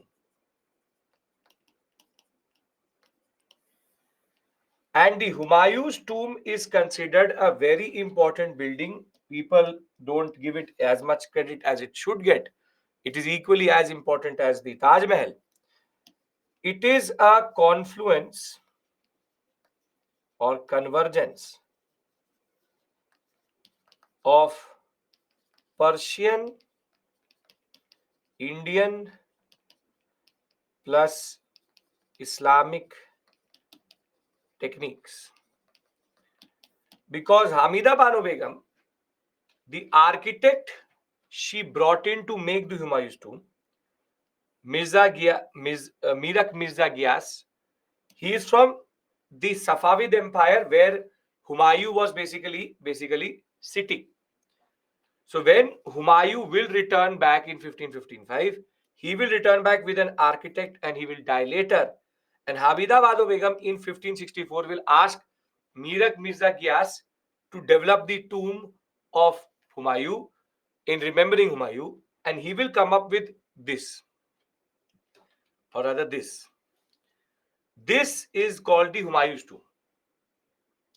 Now, the first thing is that every Mughal building is a progression, meaning that they add one element and move forward. If I see the Humayun's tomb from above, 1, 2, 3, 4. What is this concept? What is this concept? This is the concept of Charbagh. Now you see, they have integrated Babur's concept of Charbagh, and Mirak Mirza Ghias wanted to now develop a tomb around this concept. So Charbagh has been added. Now when Charbagh has been added, now using the prosperity of the Mughal Empire, he says, I will only use three things: red, yellow, and white sandstone. And he is now going to add Lodi plus Mughal, Lodi plus Persian. You will get a hybrid Mughal architecture. First thing, very important, which is going to become very common, is called a very high raised platform. So they will start to have what is called as an arcaded platform on which the whole Humayun tomb will be there. So you can see how tall and how big that platform is. Thereafter, he has already added the Charbagh into this whole concept. This dome which you see is a double dome. Is a double dome. But now the interesting things start to come in. First is obviously the caves, the chhatri. But now there is this star which is there. This star. What is this star? Star used quite a lot. And there's one combination in which the star is there and there's an inverted lotus into it. This star has something to do with where he's coming from. Yes. This is the Star of David, which is a Judaism, Jews use this symbol. So you see what is happening is because he's coming from Persia, Mirak Mirza Ghias, he has added the Star of David, and now he has created a very beautiful pattern which is Star of David and inverted lotus. You can see Star of David, but Star of David with inverted lotus. Now, what I'm trying to argue is very simple. That when it came to architecture, we can very simply see that or we can and people very simply say that these are this type of building, this is that type of building, this is that type of building. But if you go and look at them more deeper, you will see confluence of ideas and cultures. These buildings are much more than just a representation of the Mughals.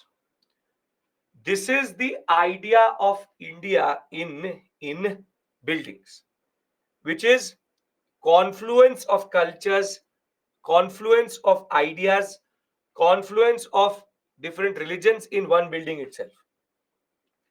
So very simply, the Star of David coming in brings in a new element altogether.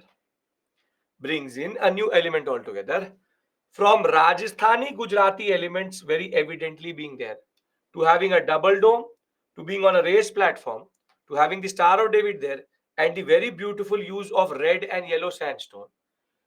The Humayun's tomb in that regard till today represents a very important idea.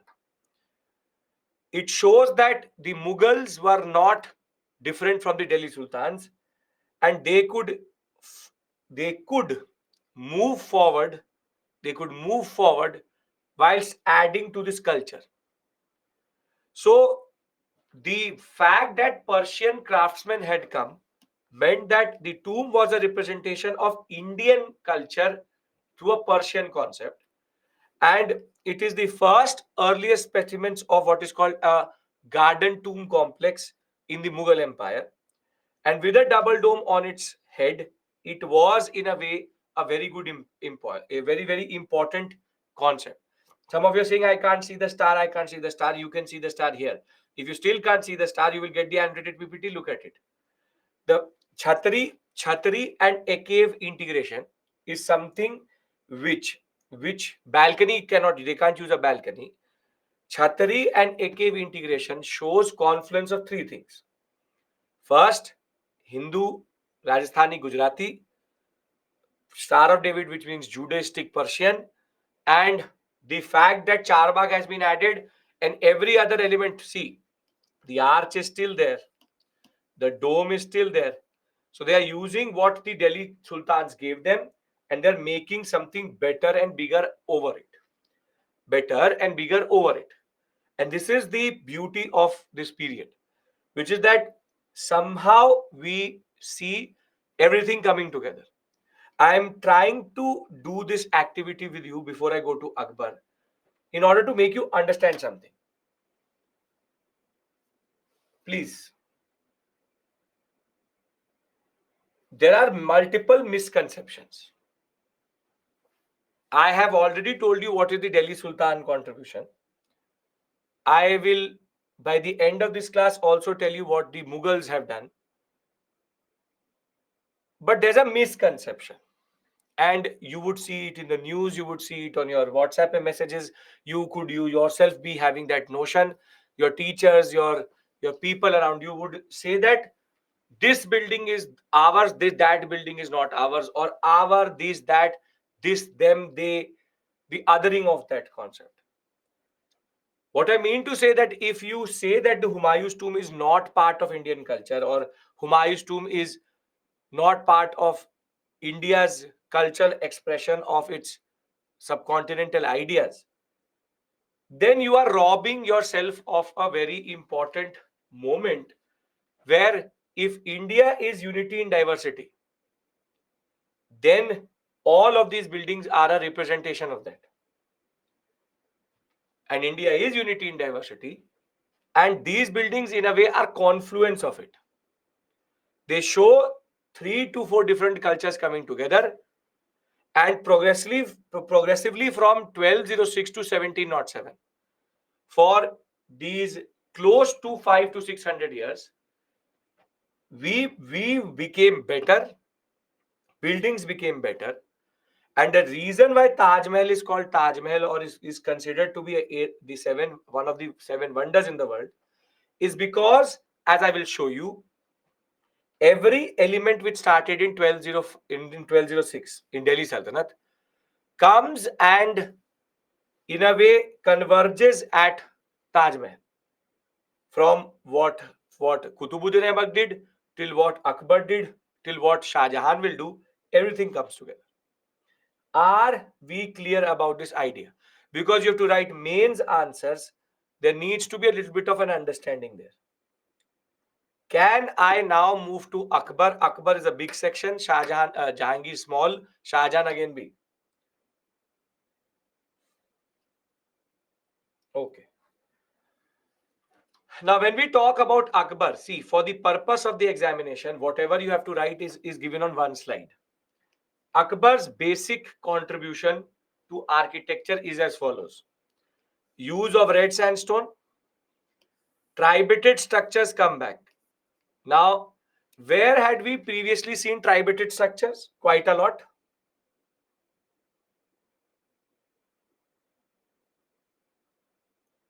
In which phase are tribated structures the most?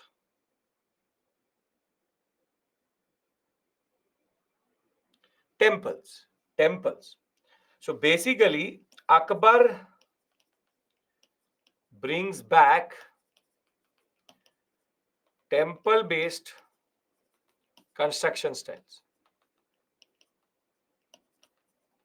And I will show you that some of his buildings did not even look like Mughal buildings. Then he decorated very boldly. He is also the one who developed a very important arch, which is called the four-centered arch. But Akbar main feature is his obsession,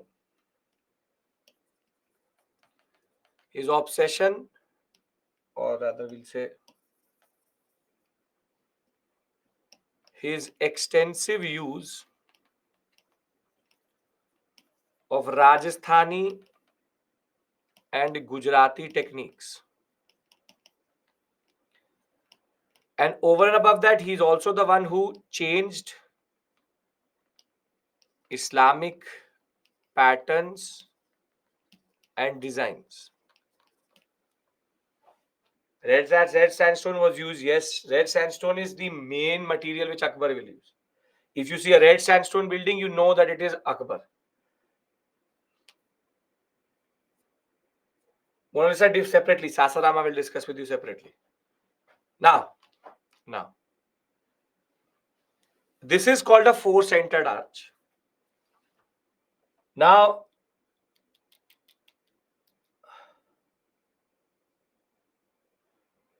Mona Lisa, Shesha Suri's tomb is in Sasaram. The tomb which you are referring to next to it, it's yes, Isa Khan's tomb. Isa Khan was one of the generals of both Humayun and Sher, and it has been made in a totally different pattern, which is very Indian design in that regard. Now, a four-centered arch. Four-centered arch. See, if I take a dome and if I cut it, I get an arch which basically looks like this, which has depth. Which has depth. So this is called a four-centered arch.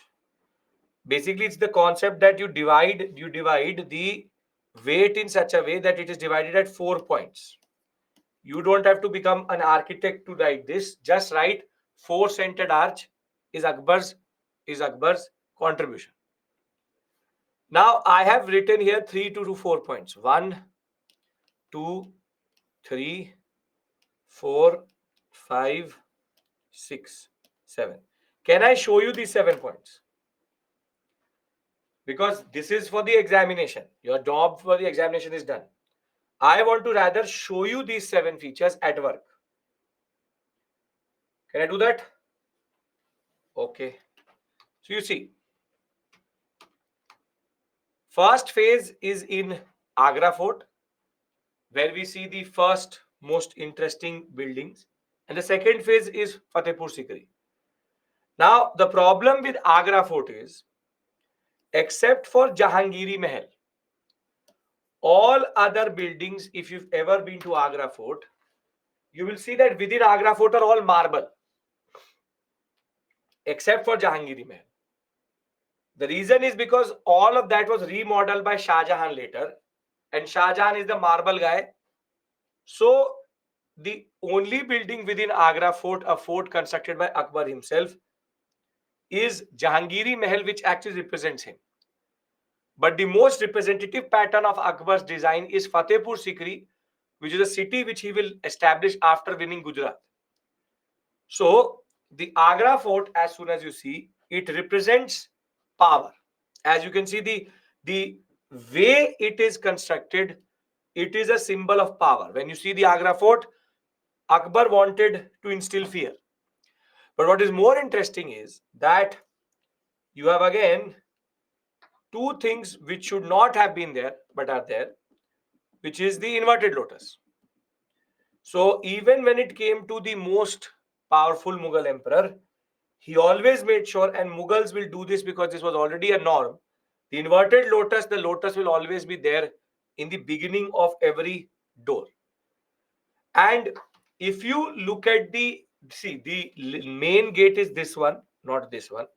So if I look at this, what is called the Lahori gate of Agra and the Delhi gate of Agra, you will see a certain pattern, and all gates refer to where they are going. So this is the Delhi gate. You will see all the elements which I was talking about. See, Rajasthani balcony, Chhatari, and a cave. So you see, he is now adding the elements which he is picking up from the Rajputana influence. And now Akbar will get obsessed with the Chhatri. He will literally get obsessed with Chhatris.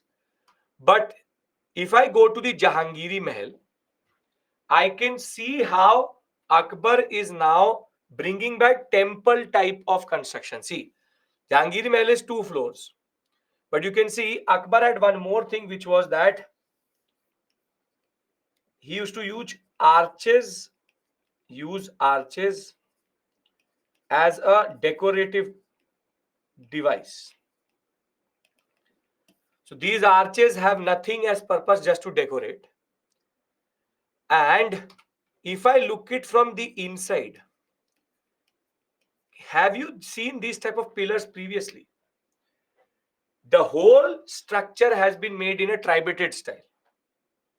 And the way he has made the pillars, it is a temple type mandapa pillars.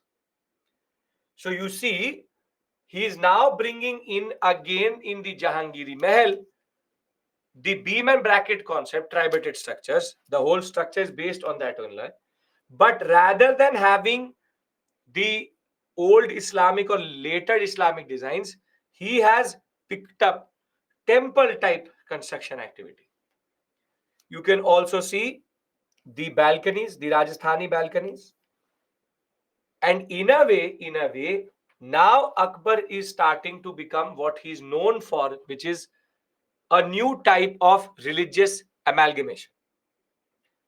But the real power of Akbar against ulemas, or the real power of Akbar, how he was changing, can be seen in this image when we go to Fatehpur Sikri. Now,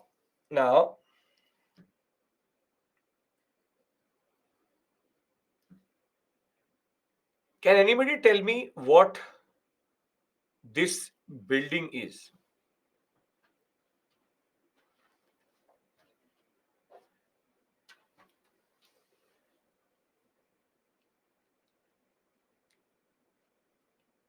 Okay. See, this is the outside courtyard of Jami Masjid. Not Jama, but Jami Masjid. But if this is a masjid, then where are the minars? Where are the minars?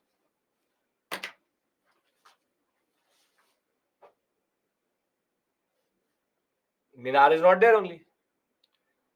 Akbar said, I don't want to make mosques the way you make it. I want to make it myself. And this is where he's changing the established designs. Akbar said, I don't want minars, and his obsession of chhatri now comes out. He says, line se chhatri laga do. Jidhar bhi dekho, chhatri dikhna chahiye. Now, basically, he's given up on minars and he started to say, I want chhatri, chhatri, chhatri, chhatri, chhatri. This building has no resemblance to any mosque.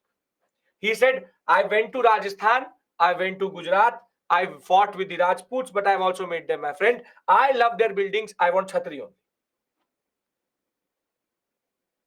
But if that is not enough, inside the Jami Masjid, what is this?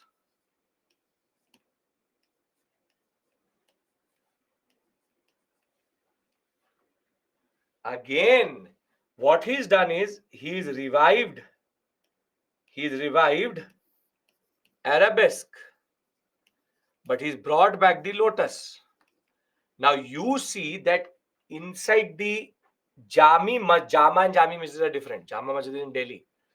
Jami Masjid, you have Hinduistic patterns. But now the point was that by this point of time, it was not a Hinduistic pattern. It was a Mughal cultural expression. What I mean to say is that Mughals change conceptions. They don't care what the ulemas think. They don't care what the people think generally. And the obsession of the Chhatri comes out in even the Buland Darwaza. This is the Buland Darwaza. You have been saying I have not been able to see the lotus. See the lotus here. Big lotus for you. This is the four-centered arch. This is the cave. And this is the Chhatri. If that is not enough, go to the inside side. And what do you see? Chhatri, chhatri, chhatri, chhatri, chhatri, chhatri, chhatri, chhatri, chhatri, chhatri, chhatri, chhatri, chhatri, chhatri, chhatri, chhatri, chhatri, chhatri, chhatri, chhatri. Lotus, lotus, lotus, lotus, lotus, lotus. 4 arches. Bhai, chhatri is a Rajasthani thing. He loves it. And he says, I only want chhatri. The fact of the matter is, the epitome of Akbar's victory and his win over Gujarat, Fatehpur Sikri as it is called, Fatehpur, the city which represents the Fateh, which is win, he had a literal obsession with Chhatris. And if I take you to Salim Chisti's tomb, Salim Chisti's tomb was basically first made by red sandstone. But later, Shah Jahan came and said, आंख में नहीं लग रहा है. I want my eyes to be dazzled. He said, make it in marble. And the marble which is added later, this is a very important concept. These are called Rajasthani jalis. In Rajasthan, it was made mostly in red sandstone, but now they are doing it in marble also. But if you see the basic design of this Salim Chisti tomb, it looks more like a temple than actually like a tomb.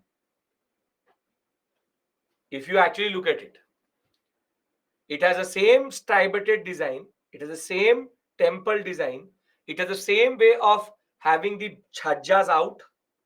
This is called a chhajja, which is a rain guard, is as you called it. And the level of carving, if you see, they are doing in marble. They are now working on marble and jali in such an intricate way that they are able to poke holes without breaking the marble.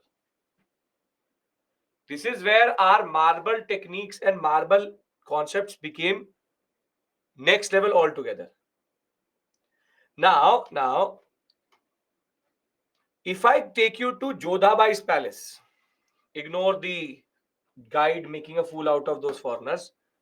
If I go to Jodhabai's palace, now I'm back to a very interesting concept.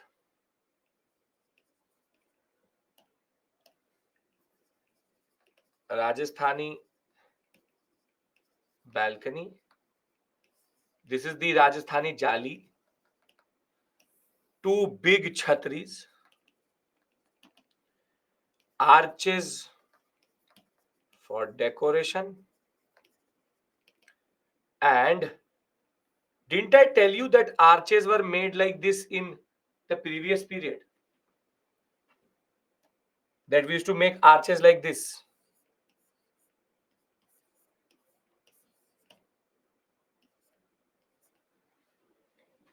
So even when he knew this arch design, he's using the Hindu style. And if you can make out, I don't know how much you can make out. The Star of David is here with the inverted lotus inside it. And this is why Akbar is Akbar. So very simply, the Jodhabai's palace, Jodhabai's palace is in a way, very, very important. Sir, you said Jodhabai is the name created by movies. Hindu princess name is Harka Bhai. सही बात. We have रख दिया नाम इसका जोधा भाई. What should I call it? They've kept the name as Jodha Bhai. If I actually tell you about Jodha Bhai, then you will not even believe me. This Jodha Bhai thing is actually created by Colonel Todd. Colonel Todd is a British officer. Jodha Bhai was not the wife of Akbar, but the daughter-in-law of Akbar. Harka Bai was the wife of Akbar. Jodha Bai was the wife of Salim, Jahangir. But Todd mixed up these two women together. Jagat Gosai, three names together. Jagat Gosai, Harka Bai, and Jodha Bai. He said all three are the same. So that whole movie is actually not about Jodha Akbar. It's not about a husband and wife. It's a Sasur and Bahu story, which is father-in-law and daughter-in-law story. So the problem is that the British have messed up a lot of things. So leave it, leave it. It will shatter a lot of your notions. So why not? I have been holding on to this information throughout this course. I was waiting for somebody to accuse me of saying that you don't know Harka Bhai. Hello, Harka Bhai is different. Harka Bhai most probably is the wife of Akbar, and Jodha Bhai is the wife of Salim, Jahangir. Did Akbar have affair with Jodha? No. Oh, movie hai. That should not be called. It should be called Harka Akbar, not Jodha Akbar. So the problem is that Colonel Todd, Todd,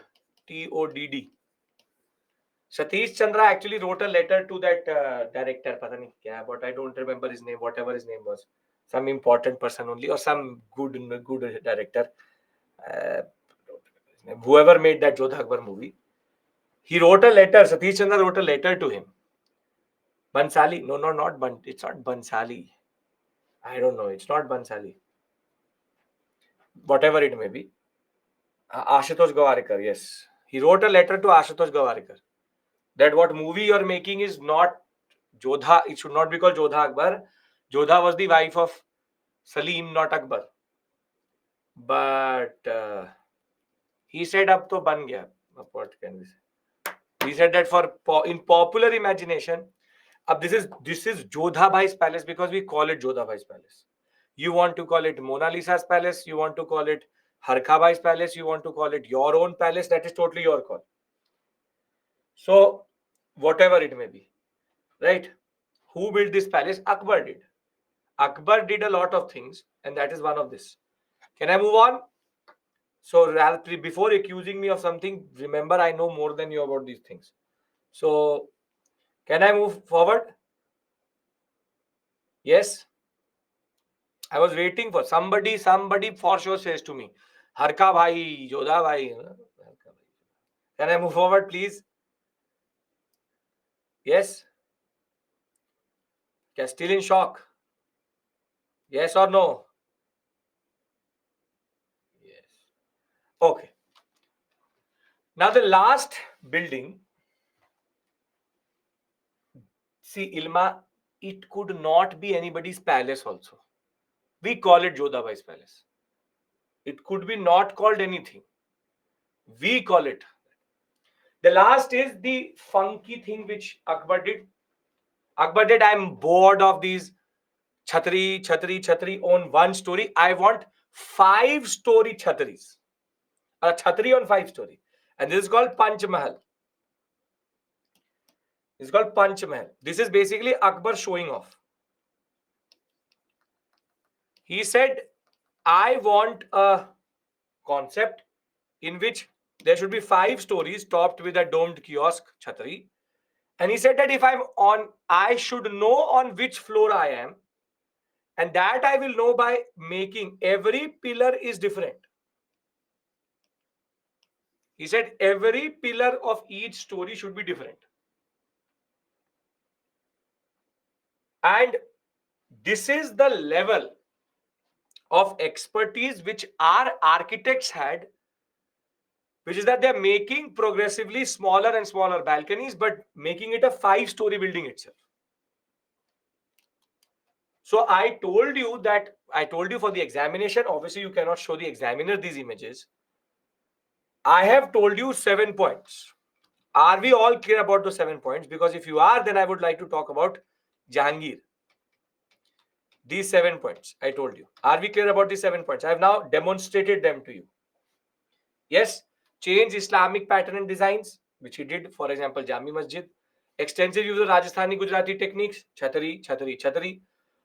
All, or rather, brings back Akbar, brings back the concept of temple construction style, tributed structure, red sandstone, decoration, four-centered arch. I've shown you all of these things. Now I want to go to Jahangir. Can I do that? Yes. Hamida Begum is the wife of Humayun, mother of Akbar. Google also showing Jodhabai as Akbar's wife. Google also says that the earth is flat. So, okay. Now, if you will trust Google, then trust Google. Now they are using regular solar phone. No. They are still staying away from that. Now comes Jahangir. Who was Akbar's wife? Harka Bhai. He had 9 to 10 wives. I don't care. Okay. But I know Harka Bhai is not Jodha Bhai. That is for sure. But Jodha Bhai is the wife of Akbar. Sleep well tonight. Don't worry. Colonel Todd told us, I really have no obsession with his wives. So I have nothing to do with it. But there's certain information which I know, you may not know. I've shared it with you. But because there's so much backlash, ऐसा कैसे हो सकता है? You go with it. Okay. In which book is it written? The Ain Akbari. Chapter number 9.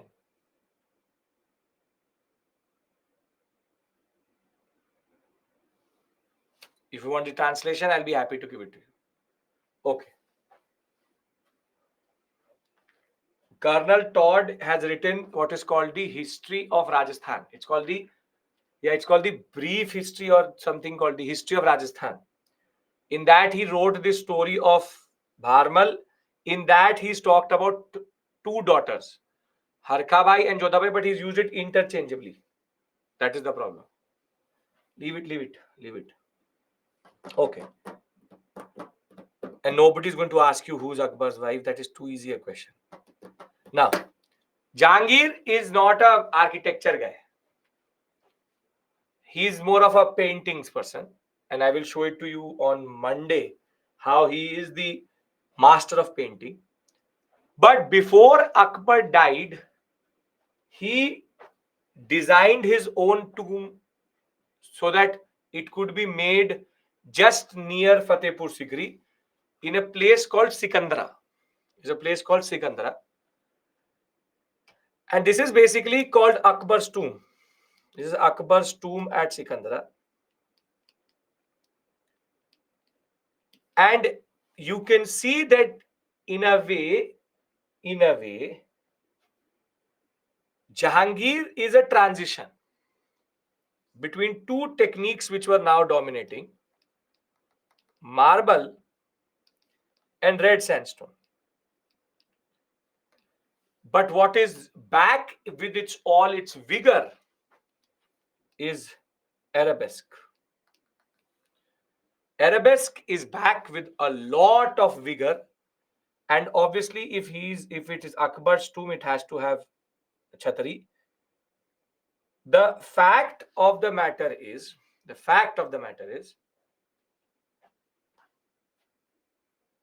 Jahangir's contribution was just to transition from red sandstone to marble. But the most important point which you need to know is that it is not Jahangir who contributed in the most important way.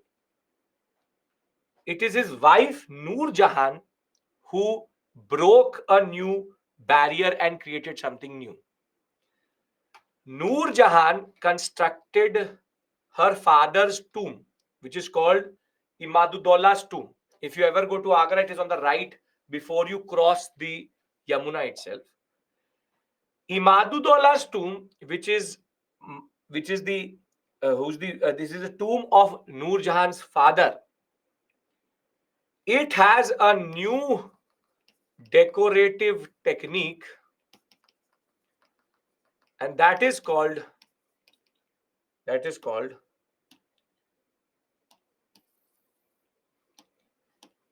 Pite It's called Petra Dura, but it's called Pite. Now, basically, Pite is the concept of inlaying precious stones into marble. See, now, this is a very difficult thing to do, but they were doing it. Which is that, see, when I make a jali, what do?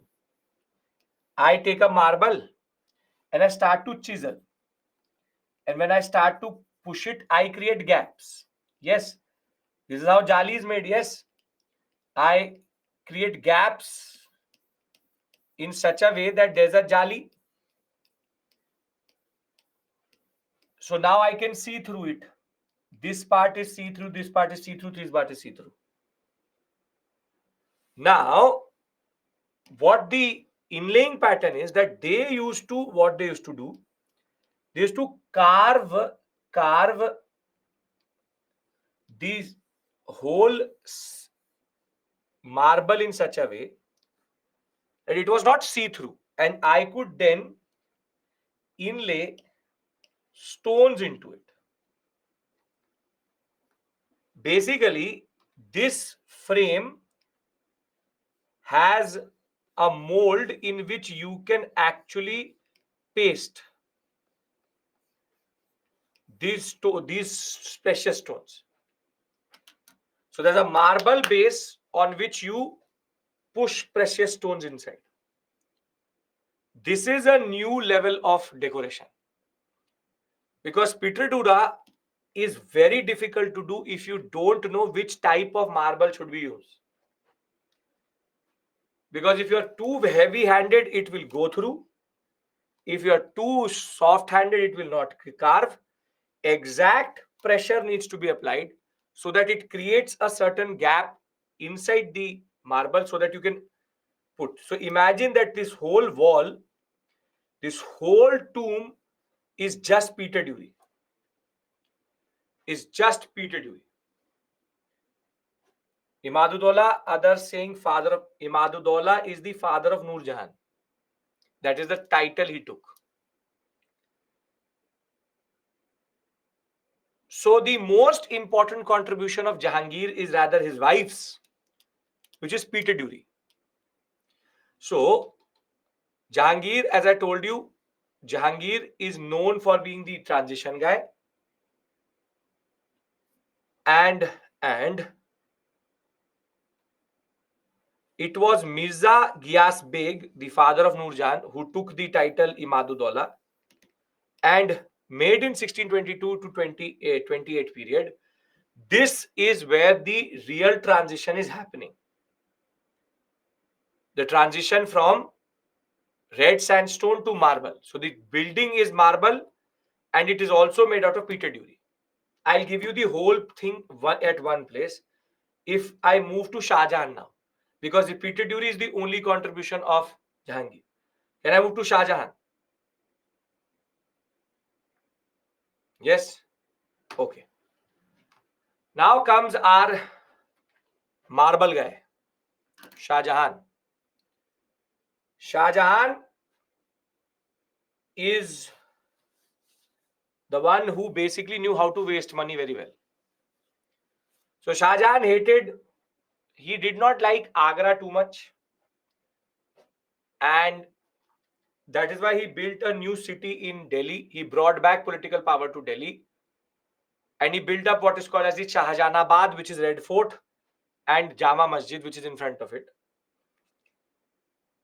Shah Jahan, however, made Taj Mahal in Agra because the amount of space which was needed was only in Agra. And because his wife also liked Agra, Mumtaz Mahal. How to show these concepts in examination? I will tell you. Just have to write points. What is the contribution this? What is the contribution that? I will tell you. Can't show anything to the examiner. Now, Shah Jahan did like red sandstone. He was like, chamakna chahiye. It should sparkle. And what sparkle is the Markan marble which comes from the Jodhpur, Rajasthan sector.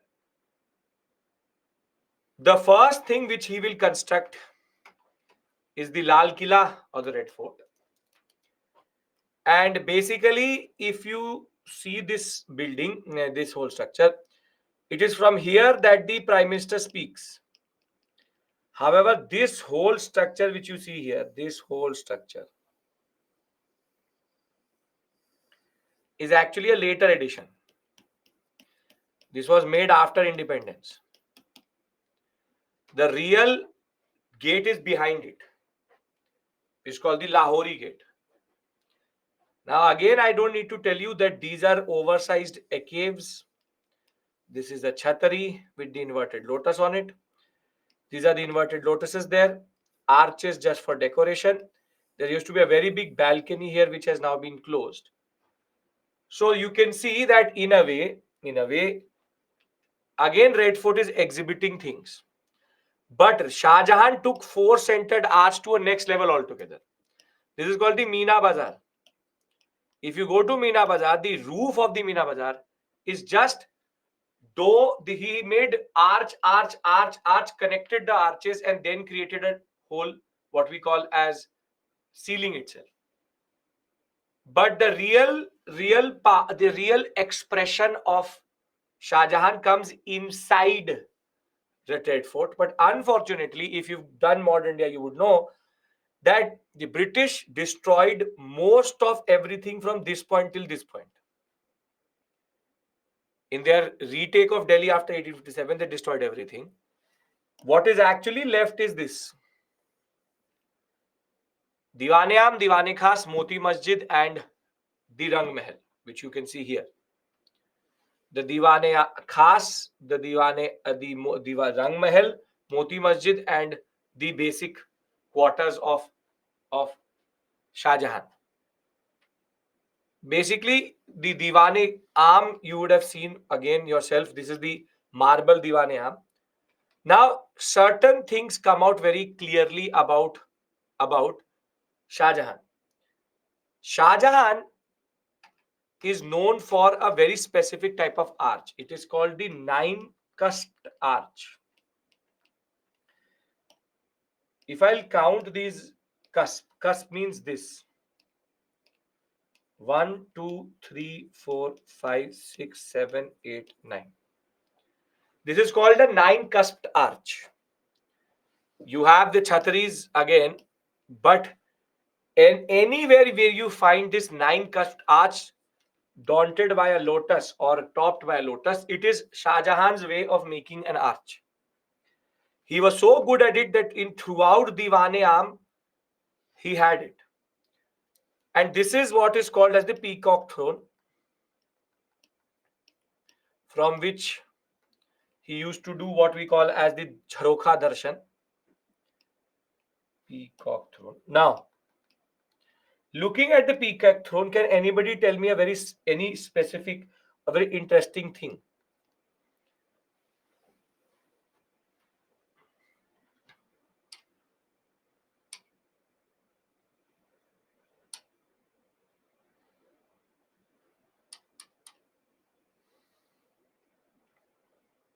Sachin already told me. Where have we seen this type of a roof? Yes. This is called the Pala Sena roof. It's called the Pala Sena roof. You see, Shah Jahan went to Bengal, and when he came back, he said, I want a throne which has the sloping roofs of Bengal. So now this shows you the orientation of the ruler, which is that wherever he went, whatever he found fascinating, he wanted it replicated. Now, we all know what Shah Jahan is known for, and that is the Taj Mahal. Now, why is the Taj Mahal considered so important, or why is it so generally considered a wonder? Because the Taj Mahal is basically a culmination of all techniques from Delhi Sultanate to Mughal. Now you see how. Now you see how.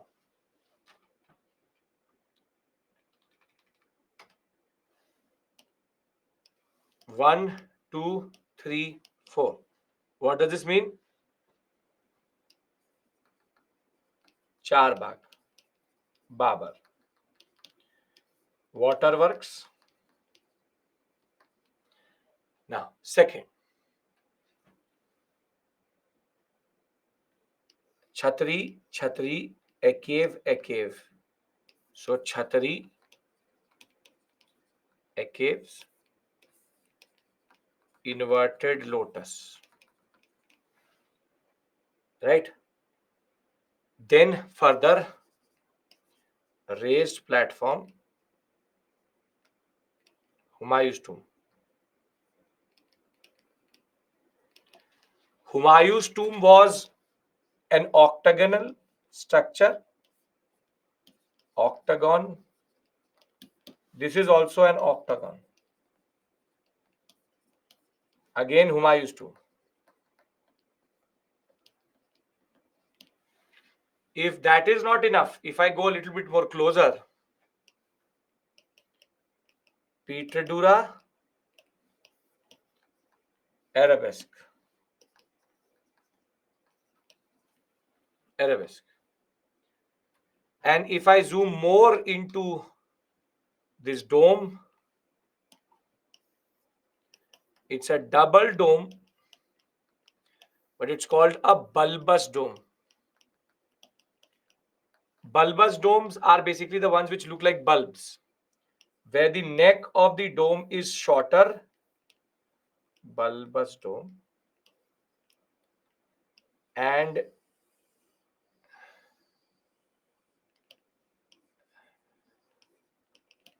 this is called a bulbous dome, where the dome is protruding outside its neck.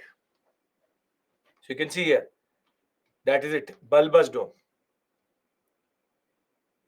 But the real strength of Taj Mahal is, yes, a culmination of all things which we saw previously. But the real, this is an cave. People who wanted to see an cave, this is an cave. The real strength is, this is a four-centered arch.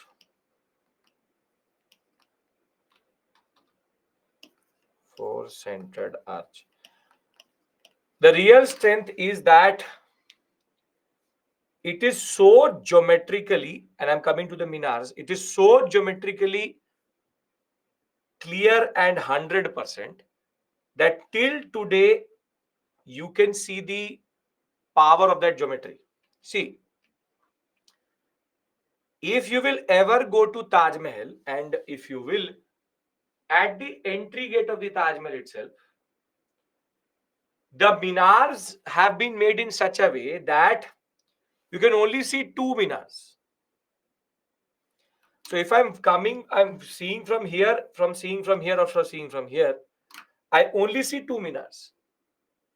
And the reason is that the four minars or the two minars which are parallel to each other have been made in such a way that they are so geometrically similar that it seems that there is only one minar. Though there are two minars, they seem to be one. This is the level of accuracy which they had. Brick to brick, height to height, exact. That is why it's called a wonder, because today if I ask you to sign on a check, you will sign different ways in three checks. We don't sign the same way. They have created four minars which are seemingly 100% identical. And arabesque is the technique which was developed previously. Pietraduras is inlaying technique. Arabesque is doing something above that. You see here, arabesque is being done on it. It's writing. Pietraduras is inlaid into the marble. Now it's not that people did not want to copy. Show once a cave and Chhatri separately. Are ye raha a cave, and this is Chhatri. Chhatri, I showed you multiple thousands of Chhatris. I've shown you this. Now, it's not that nobody tried to copy the Taj Mahal. It is his own son, Shah Jahan, who tried to, Shah Jahan's own son who tried to do it. And that is called the Bibi Ka Makabara in Aurangabad. And this is the Taj Mahal he came up with, Aurangzeb. Now, it looks like a cheap copy of the Taj Mahal because there are three issues. He does not have the Markan marble, which dazzles, rather the very cheap marble which was available locally. And more than that, this building is a little bit tilted, teda, in the sense that the minars should be together. They're like this. If you will go to the Safdarjung tomb in Delhi, you will again find resemblances where they're again trying to copy Taj Mahal. But the problem is Taj Mahal was made in such a way that copying it is very, very difficult. So why do we say that Taj Mahal is Taj Mahal? Because Taj Mahal is a culmination of all processes which we've seen till this point. Now, what I want to do is, I want to make a table. And in that table, I want to add everybody's contribution, Mughal contribution, so that you know what to write in the examination if somebody asks you, what is the contribution from Akbar to Aurangzeb? Aurangzeb, as it is, will not build anything else. He'll try to copy the Jama Masjid, which he will be able to little bit at Lahore. What's called the Badshahi Mosque, he'll be able to do it, but again, not fully. The simple point is that Shah Jahan is Shah Jahan. He did not have, an Aurangzeb did not have his father's vigor. He will make one, what is called the Bibi Ka Makabara, which is to his Rabba ul Duran was the wife of Aurangzeb. He will try to copy it, will not happen. Badshahi Mosque was okay. Now, let's talk about Shah Jahan and Jahangir and then we can do it. I done this already. Okay, yes. If we talk about Jahangir and Shah Jahan, arch adopt a distinctive form of foliated curves, mostly 9 cusps. Marble arcades are now becoming more and more common, which is this platform which you see. Bulbous dome, inlaying pattern, which is Peter Dury, and that is going to become a standard thing which will come or become very common by the time we come to Shah Jahan. When we talk about Shah Jahan itself, we have Lal Killa, Taj Mahal and Moti Masjid as 3 examples. The Moti Masjid in Agra Fort is also an example. Lal Killa, as we know, is a proper fort which he developed on the banks of the Yamuna. Octagonal towers, Diwane-Am, Diwane Khas and Rang Mahal are what is left today. And I've already shown you what are the features here. The Moti Masjid in Agra is an example of how he also wanted to follow in the footsteps of Akbar and not produce the exact copies of mosques. He is also using Chhatri after Chhatri, but now in marble. And the concept of an arcaded pillared hall is something which he had picked up again from his grandfather, which is Akbar. But now that distinctive 9 foliated arch is also there. Thereafter, when we talk about the Taj Mahal itself, it is an octagonal pavilion based on its construction will start in 1632, will be completed by 1643. Taj Mahal is a square building but still has 8 sides.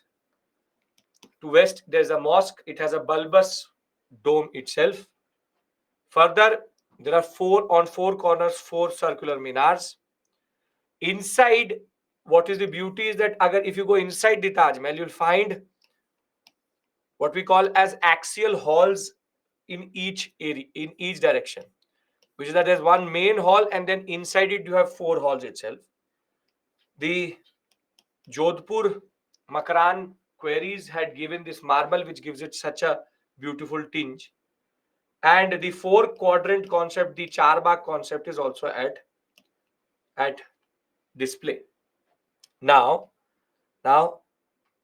What I'll do is I'll consolidate. I've given you these two slides in which all forms of arches and domes whichever existed have been given to you. This is only for your reference so that you can understand the evolution. What I want to do is I want to just give you a 5 minute breather here. I know it's 9:05. I want to give a 5 minute breather because I want you attentive, wherein I make that table. Can I do that? Yes? Perfect. So we come back at 9:11, and the last 20 minutes I want to consolidate everything, and here we'll stop itself. Right? Okay. Don't leave. Very important consolidation.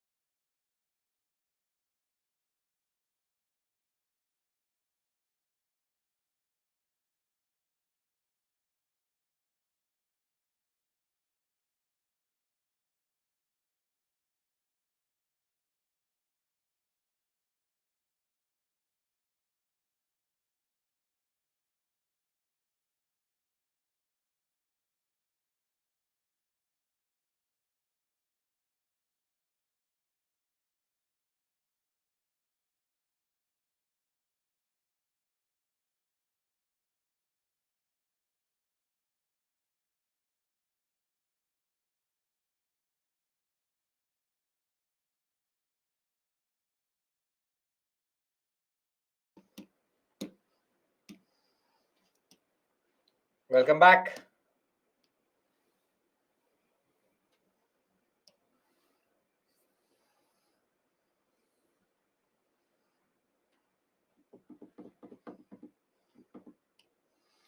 Okay, we consolidate.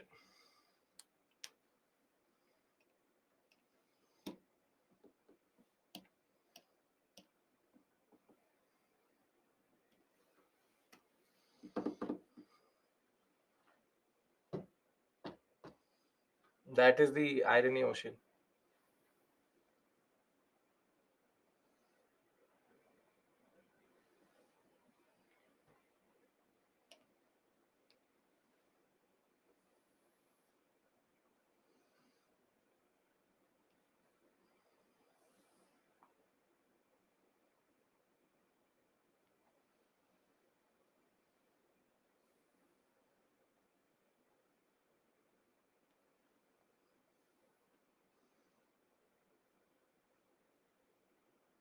This is a straightforward area. It's not difficult if you understand the concepts. It's totally clear.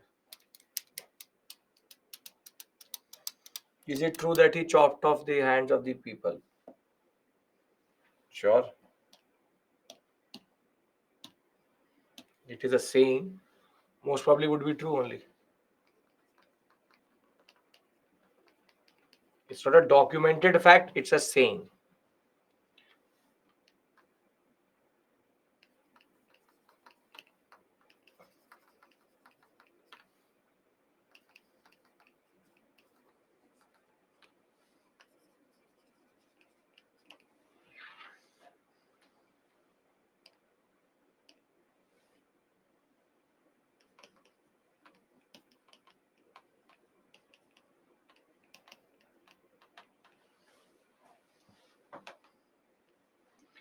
True arch, true dome,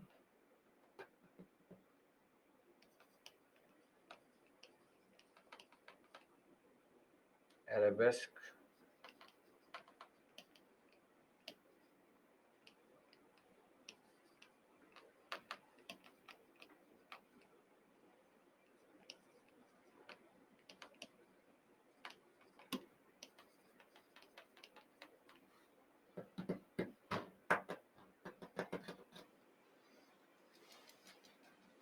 Slopey walls is batter.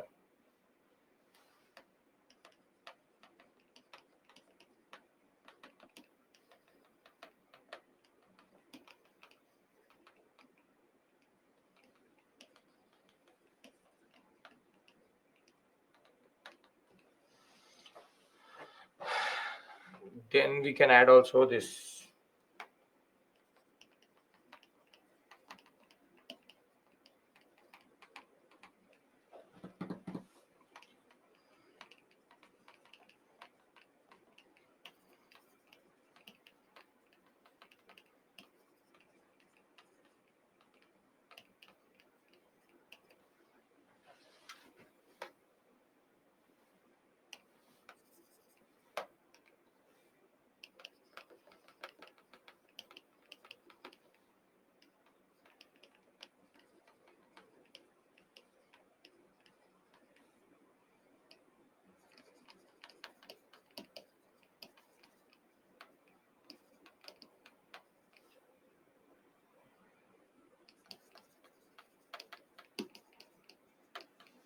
double dome.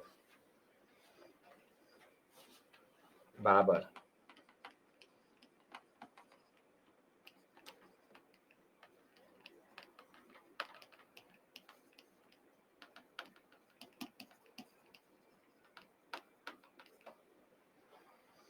Humayun.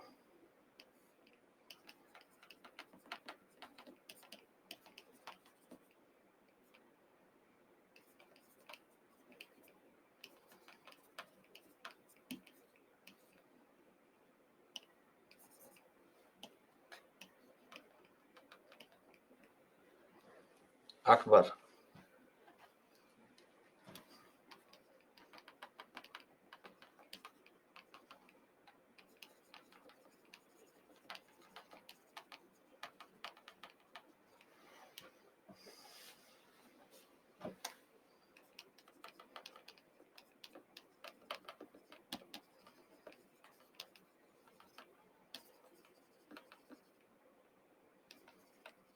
Not adding Noor Jahan. Shreyans, tell me the incorrect thing in your question. Why have I not added Noor Jahan till this point? You know the answer. Why you are wrong? Tell me.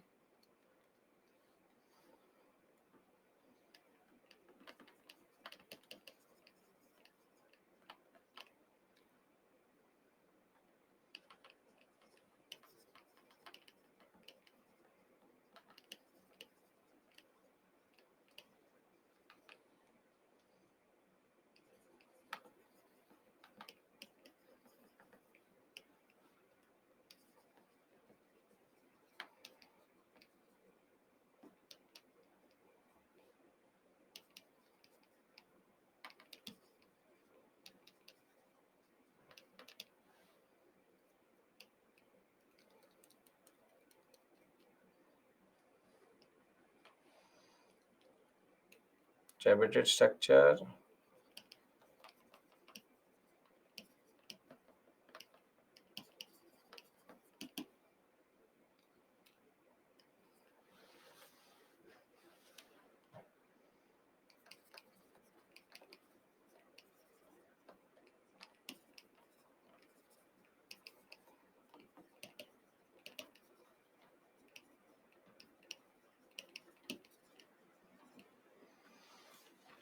Okay.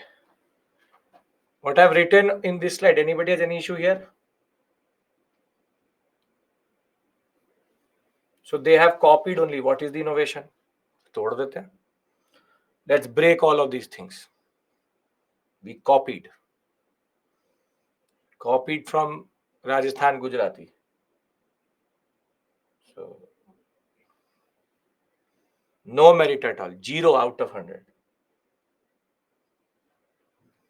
Firstly, nobody is asking you that question, Megha. That all architecture is copied only. Beam lintel. Delhi, Lodhi's, Babar, Humayun, Akbar. Anybody any issue? Because 2 are left. Arabesque is not going to be. Arabesque is used. It will keep on be using. It is Jahangir who will revive Arabesque out.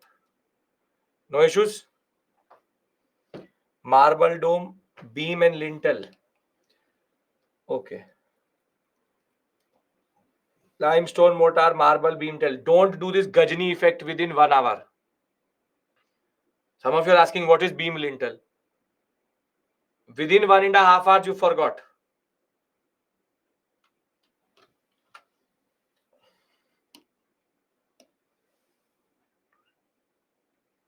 Fatehpur Sikri was used by. Fatehpur Sikri is the city of Akbar. How is it related to Shah Jahan? Please wake up. It's already 9:30. Have time to wake up.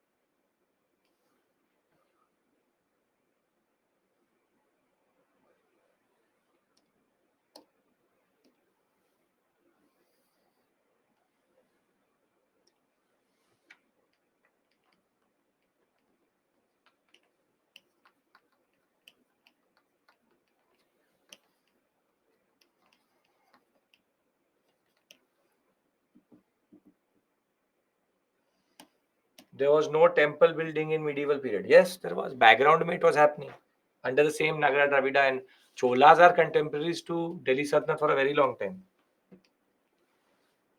Jahangir. Transition from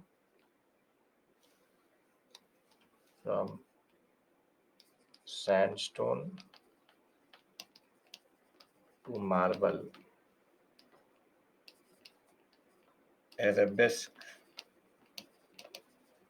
is used again extensively. Noor Jahan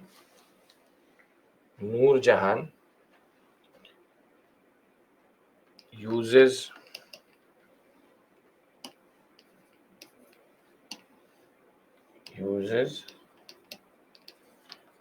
Vitradura for the first time. Vitradura as a new decorative technique.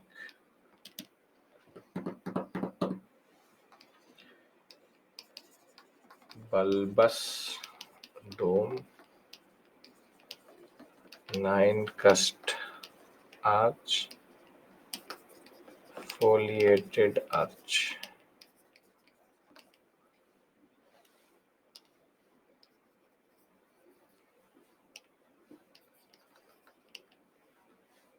Thereafter,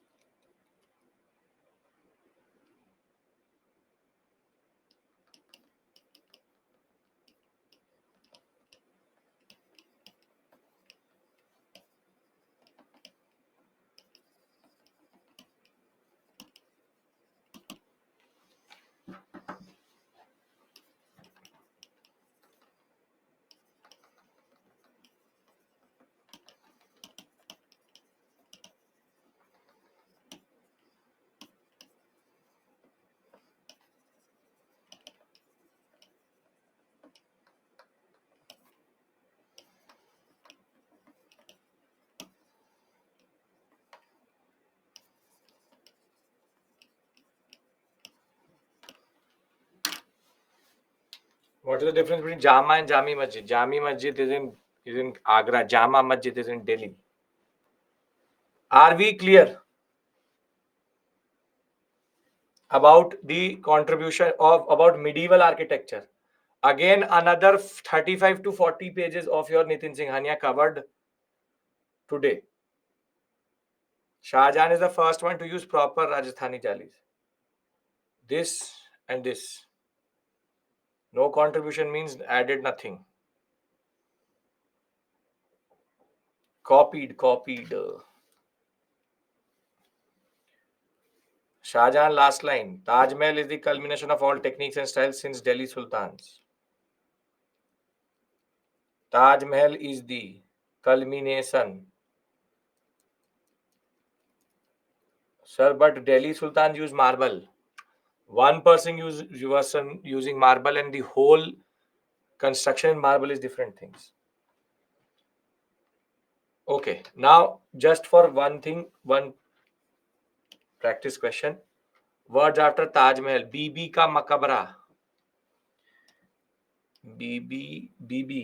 बीवी का मकबरा basically. बीबी का मकबरा. Okay. Question. Give you a simple one. Discuss the evolution of architecture between 13th century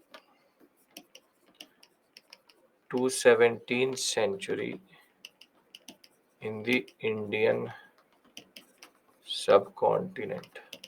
Now, if a student does not know medieval India, he will fail this examination very badly. And this question for sure. Because if you don't know what comes between 13th and 17th century, then you write what you want to write here. Persian design, I have said, Persian design. Star of David in Humayun's tomb. Taj Mahal is the culmination of all technique styles since Delhi Sultans. Can you answer this question?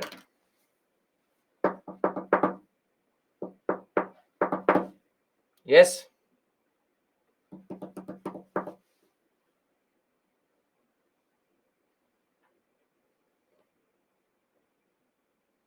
Perfect then. I'll see you on Monday.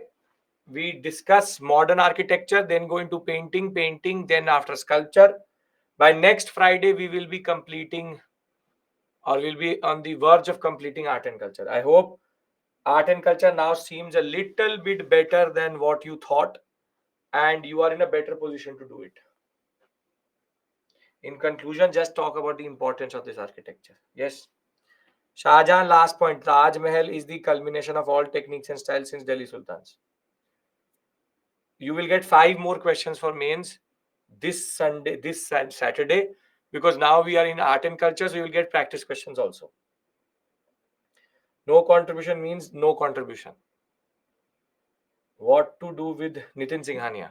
I'll tell you what to do. Let me first finish that 90-page chapter first. Thank you. I hope everything made sense to you. Have a great weekend, and I will see you on Monday. We will take this story forward and cover everything as we need to. Thank you. Take care and bye bye.